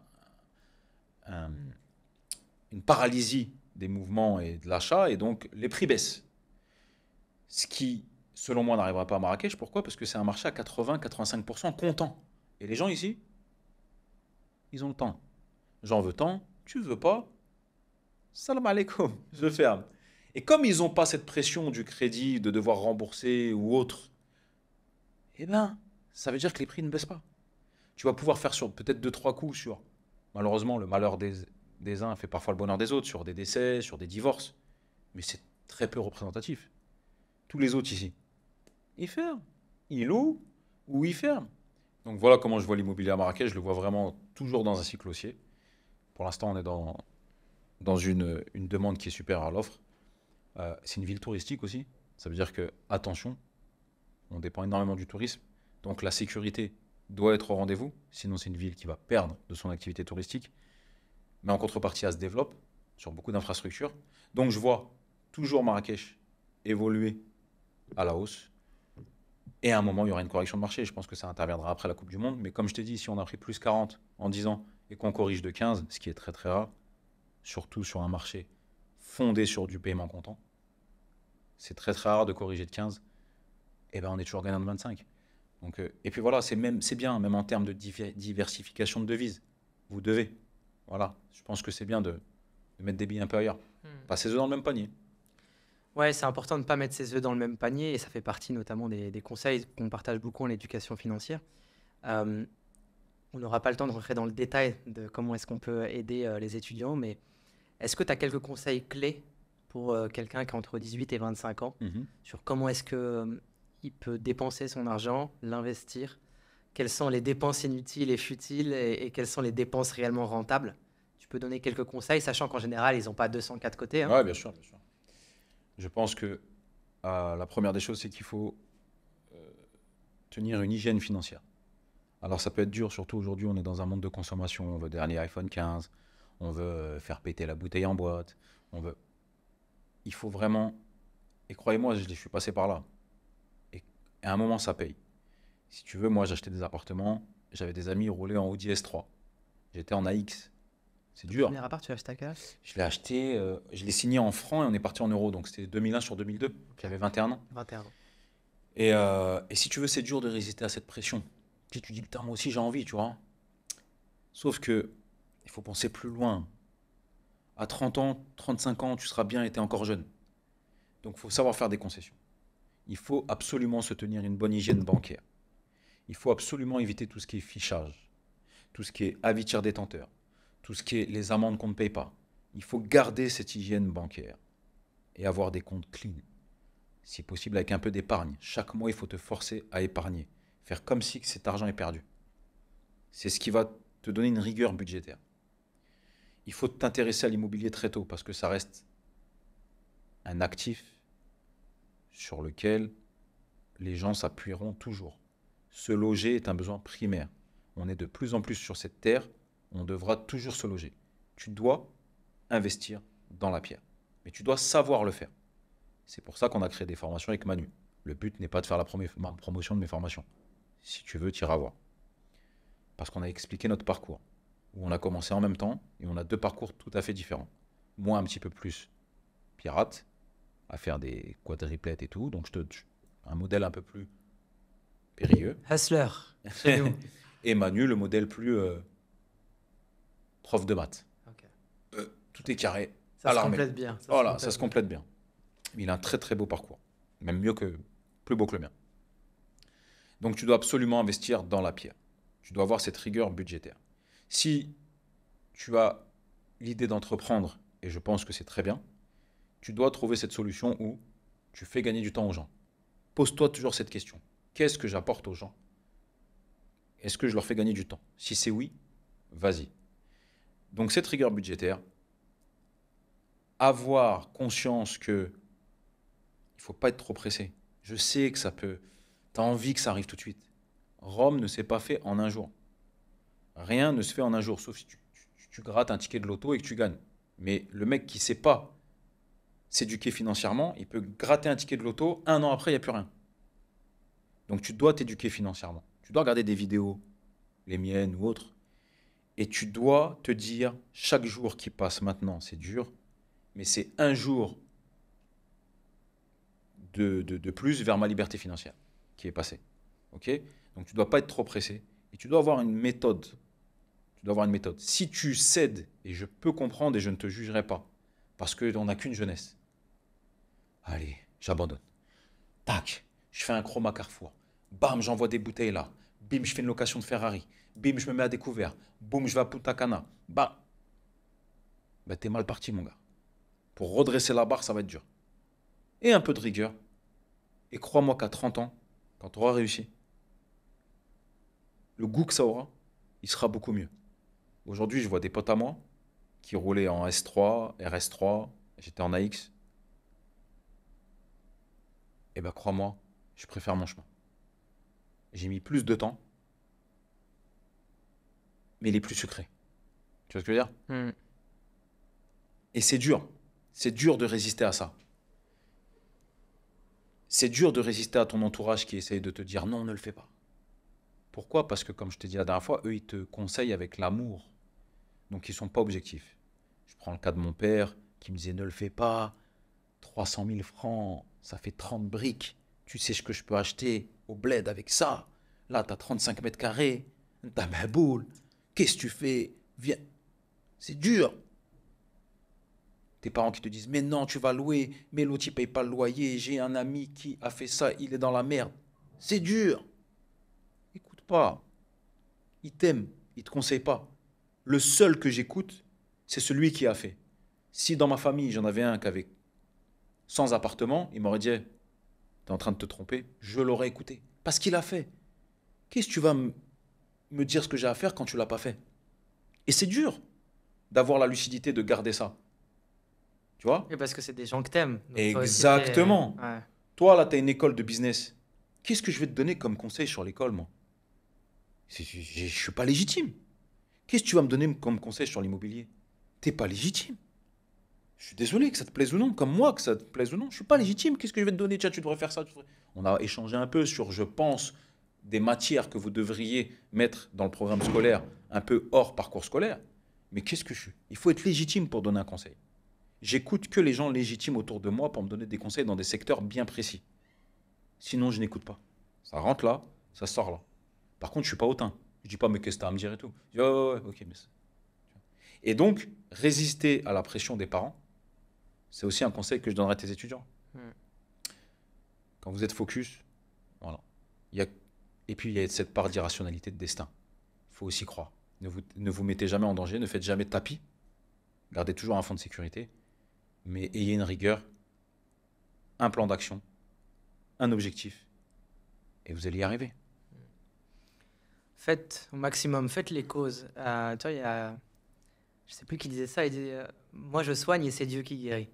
Mais en fait, c'est la même chose. Faites le maximum et le résultat, vous verrez. Exactement. Et toi, tu conseilles l'école ou pas? Parce que tu as un profil pas très scolaire. Sans parler d'Excellence Business, Bien sûr, le système éducatif de manière générale. Comment tu le vois? Et il y a beaucoup d'étudiants qui se disent ouais, moi j'arrête l'école, je vais faire de l'argent. Eh ben, j'ai aucun problème avec ça. Moi, c'est plus même mon chemin. Okay. Alors, je conseille l'école, bien sûr, il faut une base. Éducation. Parce que comment tu veux être un entrepreneur si tu ne sais pas compter, si tu ne sais pas lire? Il faut une base. Sauf que les profils qui te disent bah là, tu vois, je fais mon bac S, puis après, je fais 2 ans à la Sorbonne. Finalement, ça m'a pas plu, je repique, je fais un petit HEC. Et finalement, je fais un master en finance. Finalement, je sors de l'école à 30 ans. T'as quoi? J'ai rien. J'ai que repiqué. Oublie. Sors à 20 ans de l'école, fais un business, plante-toi, réessaye, plante-toi, réessaye, réussis. Tu feras plus d'argent En 10 ans de tests, En 10 ans de tests, qu'en 10 ans de je fais 2 ans à la Sorbonne, là je fais un master en finance, ça m'a pas plu, bah, je crois que je vais faire du doctorat. Eh, maintenant, si tu me dis, je suis focus, je veux devenir chirurgien, cardiologue, dermato, ce que tu veux. C'est-à-dire, je suis focus. Ok, fais. Mais si je me fais des tests, je fais 2 ans là, finalement, c'est pas ma voie. Tu connais, la conseillère m'a dit. Non, mais tu vois, tu rigoles parce que tu connais. Bah ouais. Finalement, je repique. Non, je me sens mieux en. Ouais, Eh, c'est clair. arrête.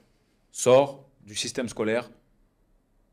Ce que j'ai appris, moi, en sortant du système scolaire et en me faisant, oui, j'ai une part de chance.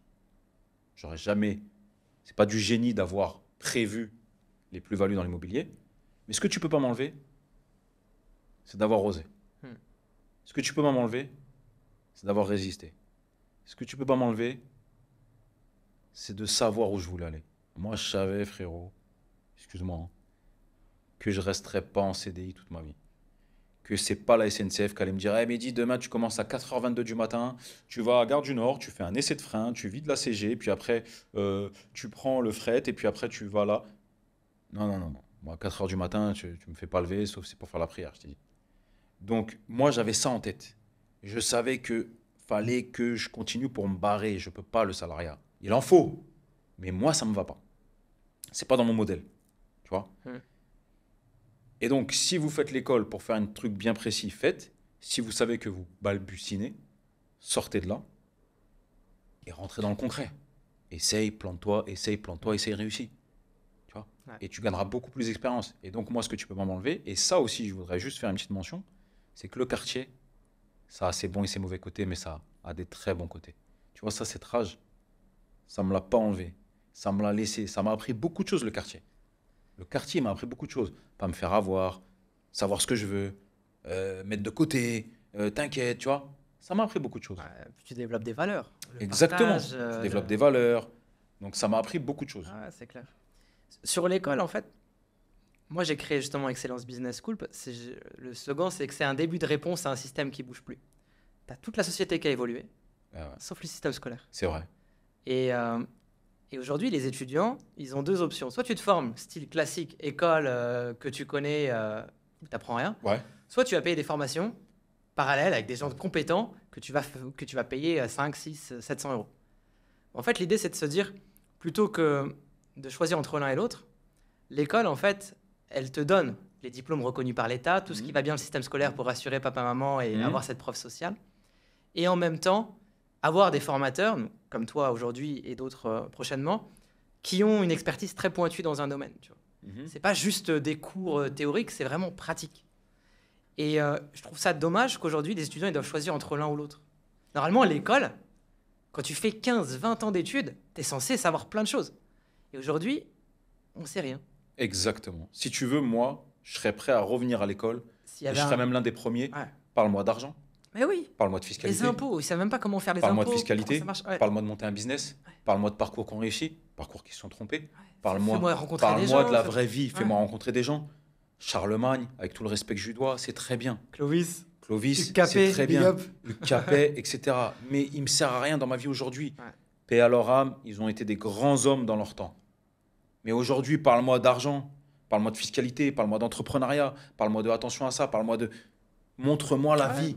Et si j'avais eu ça, je serais resté à l'école, mais encore des années. Ah oui, parce que j'aurais ça été- sera en lien ça avec m'aurait toi. accroché. Ouais. Pourquoi les jeunes décrochent? Ils sont portables. Mais pourquoi Clovis, il s'en bat les reins avec le respect qu'on lui doit. Vous n'arrivez pas à accrocher la jeunesse d'aujourd'hui parce que vous leur parlez pas. Mm. Le système éducatif n'est plus au goût du jour. Vous leur parlez de transition de genre, de non-binaire. Ils en ont rien à secouer. Parlez-leur d'argent, de fiscalité, de monter une boîte, de personnes qui sont devenues millionnaires, milliardaires. Raconte-leur l'histoire de McDonald's, de Warren Buffett. Raconte-leur ces histoires-là ou d'autres. Voilà, des histoires où ils ont de l'espoir. Ils n'ont pas d'espoir en Clovis. Hmm. Tu vois ce que je veux dire? Ouais, c'est Et clair. ça nous aura accrochés. Mais oui, Donc, essaie d'intégrer ça dans ton Ouais. école, bien sûr. 2-3 heures par semaine, Mm. de pure rencontre Ouais. et de pure... Je ne sais pas si c'est dans le programme de la scolarité, mais disons que c'est hors scolaire, mais crois-moi, ils vont kiffer. Hmm. Et c'est ça, voilà, pour moi. Moi, j'ai été diplômé d'Harvard. C'était cool. Mais YouTube m'a plus appris. T'es quelqu'un, Et c'est cousin. mais c'est scandaleux. T'es quelqu'un. Mais c'est vrai que c'est pas normal. scandaleux. Mais C'est pas normal. Mais c'est vrai que c'est scandaleux. T'apprends Mais plus sur YouTube et les réels TikTok ouais, bien sûr. que à l'école. Mais bien sûr. En termes de temps passé Voilà. versus connaissance, je te Voilà, parle. en termes de parce temps qu'évidemment passé que versus sur un an, tu vas connaissance. apprendre plus de trucs. Voilà. Mais tu prends 15 minutes d'école, 15 minutes Bien sûr. d'un ciblage bien ciblé avec l'algorithme et tout. Exactement. Tu trouves des formations beaucoup plus vite. Exactement. Et c'est pas normal. Donc, c'est plus au goût du jour. Et d'accord. On va terminer bientôt, Mehdi. Quel est ton plat préféré marocain? Alors, c'est un classique, hein, mais je crois que c'est le tagine poulet aux olives, hein, quand il y a beaucoup de sauce, quand il n'est pas sec, Avec le petit citron? avec le petit citron. Je crois que c'est un classique, mais je crois, ah, quoique le tagine keftaouf aussi, j'aime beaucoup. Ah, et puis la ça. Rfissa, moi, c'est mon ça, préféré. j'aime beaucoup. Ouais. Rfissa, c'était la frite de mer. Il y en a, pas la fruit de mer un peu moins, Les mais il y petits en a. déjeuners, on en parle ou pas? Ah, les petits déjeuners, les msemen et tout, mais bon, faut que je fasse attention, tu vois, tu prends du poids. C'est Amlou ou pas? Amlou, c'est Obligé. trop bon, c'est le Nutella marocain. Je kiffe le Amlou. D'ailleurs, j'ai un pote qui m'en a ramené de Tiznit, il est excellent. La région d'Agadir, etc., il est excellent. Non, mais c'est l'une des meilleures cuisines au monde. Alors, j'aime beaucoup la cuisine de maman aussi, hein, tunisienne. Ouais. Le couscous au poisson, macarona Mloukhia, t'aimes bien ou pas? Non, j'aime pas. C'est clivant, ça. Soit t'aimes bien, soit tu... ça, j'aime pas. Le marqa, le salsa, j'aime bien tout ça. Mais la cuisine marocaine, c'est vrai que c'est quelque chose. C'est quelque chose. Et puis, il y a des bons plats aussi dans la cuisine algérienne que j'aime beaucoup. Hein, karantika. Ah, j'aime beaucoup. Je le trouve pas à Marrakech. Voilà, ouais, Nous, on l'a à karantika. Berkane, Oujda, Voilà. Tanger, il y a. Voilà. Karantika, j'aime beaucoup. Le couscous algérien, j'aime beaucoup. Mais non, on a des très bons plats à Marrakech. Voilà, mais il faut faire attention. Ouais. On prend du poids. Autre question, Mehdi. T'es papa depuis peu. Ouais. Mbrok Alek. T'as déjà une fille. Ouais. Est-ce que ça te... En tant qu'entrepreneur, qu'est-ce que ça te fait? Est-ce que tu repenses, tu te mets une pression supplémentaire en disant, bon là, il faut que j'assure encore plus? Est-ce que tu te dis, alhamdoulilah, j'ai déjà assuré une bonne partie, on y va serein? Bah, bien sûr, ça te met une deuxième pression. Alhamdoulilah, j'ai déjà assuré. Mais forcément, quand on a qu'une, quand on a un deuxième, il faut bosser plus parce que tu veux les mettre de la même façon à l'abri. Si tu veux, ce que j'avais fait aujourd'hui, je l'avais pensé que pour elle. Maintenant que lui, il est arrivé, je voudrais lui mettre la même chose. Donc, il faut que je retourne au charbon. Si tu veux, j'avais fait un capital. Si on estime que je vivais jusqu'à 80 ans, qui me permettait de vivre et de me mettre à l'abri, moi, ma femme, ma fille, etc. Nous trois, tranquillement, sans louer des yachts toute la journée, hein, mais de vivre, alhamdoulilah, tu vois. Ben maintenant qu'il est arrivé, il nous apporte énormément de bonheur, mais il faut que j'aimerais lui mettre la même chose. Parce que je veux vraiment qu'il parte avec des bonnes bases. Je veux vraiment qu'ils partent pas comme moi je suis parti. Je veux vraiment les mettre sur des bons rails. Est-ce que c'est bien? Pas forcément, parce que ça va pas leur donner, ça va leur donner la facilité. Mais moi, en tant que père, est-ce que ça me plaît? Oui. Tout ne sera pas facile. Et je vais leur apprendre certaines choses. Plus avec lui qu'avec elle. Elle, c'est ma princesse. Allez, vas-y. Et lui, je vais essayer Il de y le a un former. truc avec les filles. Voilà. C'est incroyable. Voilà. Lui, je vais Le essayer- petit, t'as envie qu'il charbonne, la fille, t'as envie qu'elle souffre Voilà. pas, qu'elle soit... Lui, voilà. Mais si tu veux, moi, je suis un papa gâteau. Je suis un papa gâteau. C'est quoi la raison de vivre? C'est pas les enfants. Donc, pourquoi je vais faire... Non, il faut que ce soit dur et tout. Non, ils vont pouvoir partir avec un peu de chance dans la vie, parce que je vais leur mettre les pieds à l'étrier. Après, c'est à eux de Bien sûr. se développer. Je pourrais rien faire pour eux. Hein. Ouais. Mais en théorie, avec ce qu'ils vont partir, ça devrait le faire. À eux de le développer. Et on en revient à ça où tu as des gens, parfois, qui ont bac plus 12, qui ne savent pas développer. Et tu as des gens, école de la rue et entrepreneurs depuis 20 ans, Ouais. qui vont le développer. Parce qu'ils savent, ça va vite. Il y a un proverbe qui dit, moins il y a d'argent, plus il y a d'idées. Tu Exactement. sais, les systèmes D et tout. Très. Mais c'est véridique. C'est véridique. Donc, j'espère les mettre à l'abri. Et puis après, c'est Allah qui donne. Hein. Bien sûr. Et dernière question sur la réussite, justement. Tu m'avais dit la dernière fois que tu faisais partie des pauvres de ton réseau, entre guillemets. Ouais. Comment tu arrives à vouloir faire plus à chaque fois et en même temps être reconnaissant? Parce que c'est toujours difficile. Tu veux aller plus loin et en même temps, faut quand même que tu sois content, sinon tu as toujours une frustration dans ta vie. Bien sûr. Comment tu trouves cette balance entre les deux? Alors, je suis très content de mon parcours et d'où j'en suis aujourd'hui. Je remercie notre créateur et pas un jour ne passe sans que je dise Alhamdulillah. Je suis très content. Mais si tu veux, en tant qu'entrepreneur et en tant que... C'est l'homme qui est comme ça peut-être, ou mon caractère, j'ai toujours envie de faire mieux. Je me contente de ce que j'ai. Mais j'ai pas envie de rester dans un état statique et j'ai toujours envie de faire mieux. Et pour avoir envie de faire mieux, ben, il faut s'entourer avec des gens où tu es le dernier. Si je m'entoure avec des gens où je suis le premier, ce qui est aujourd'hui, si je vais dans mon quartier, etc., bah, si on prend 10 mecs, je vais être dans les un ou deux premiers, tu vois, donc c'est pas très valorisant. Alors qu'il y a beaucoup d'entrepreneurs maintenant dans mon quartier. Ben, j'aime bien être dans mon cercle d'amis, ben, le dernier.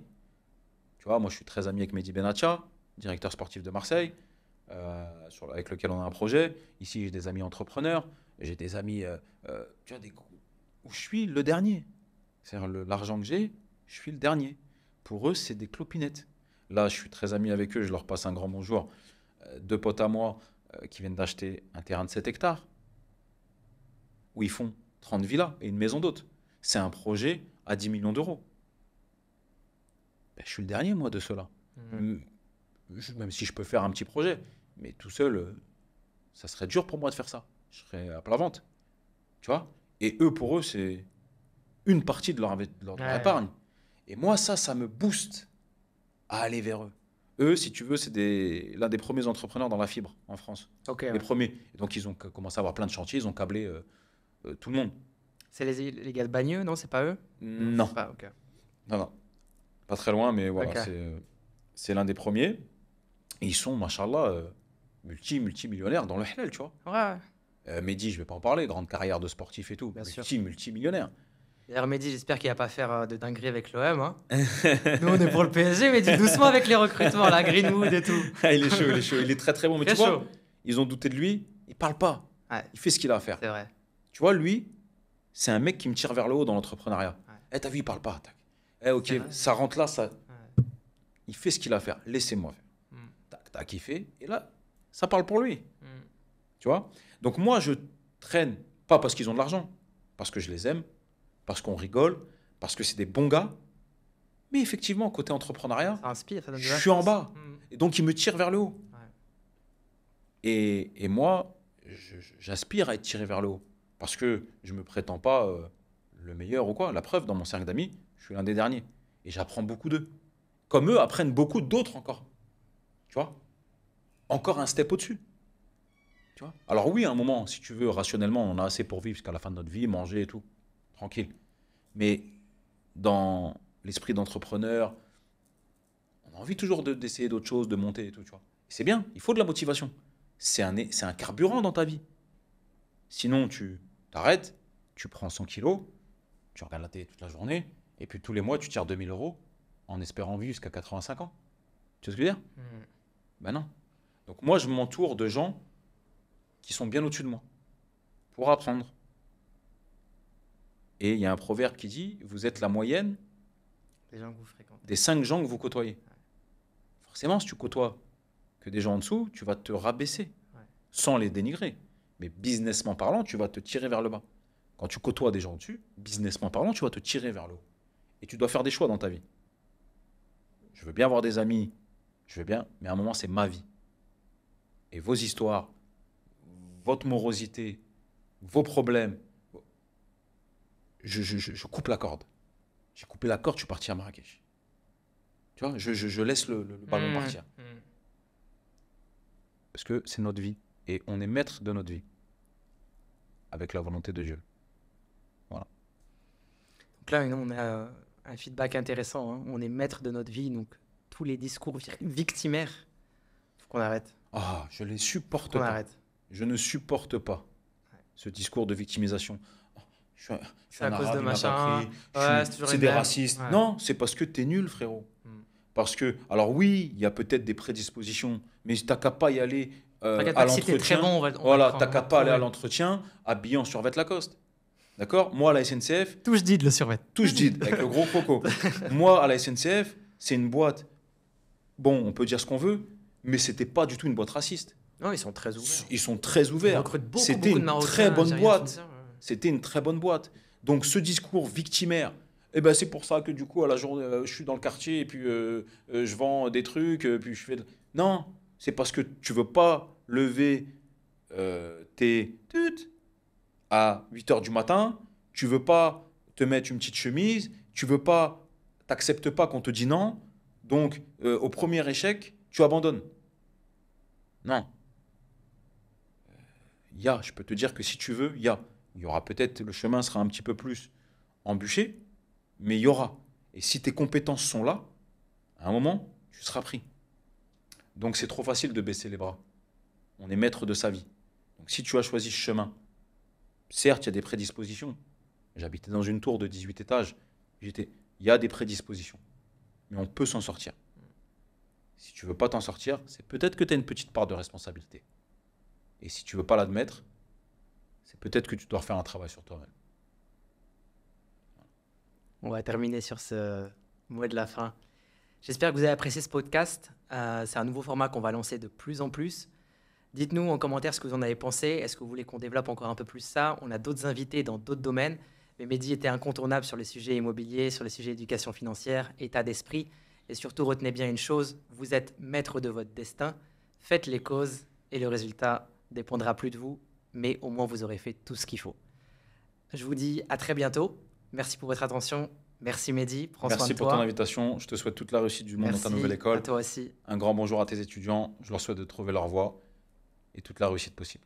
Merci, à très vite. Au revoir.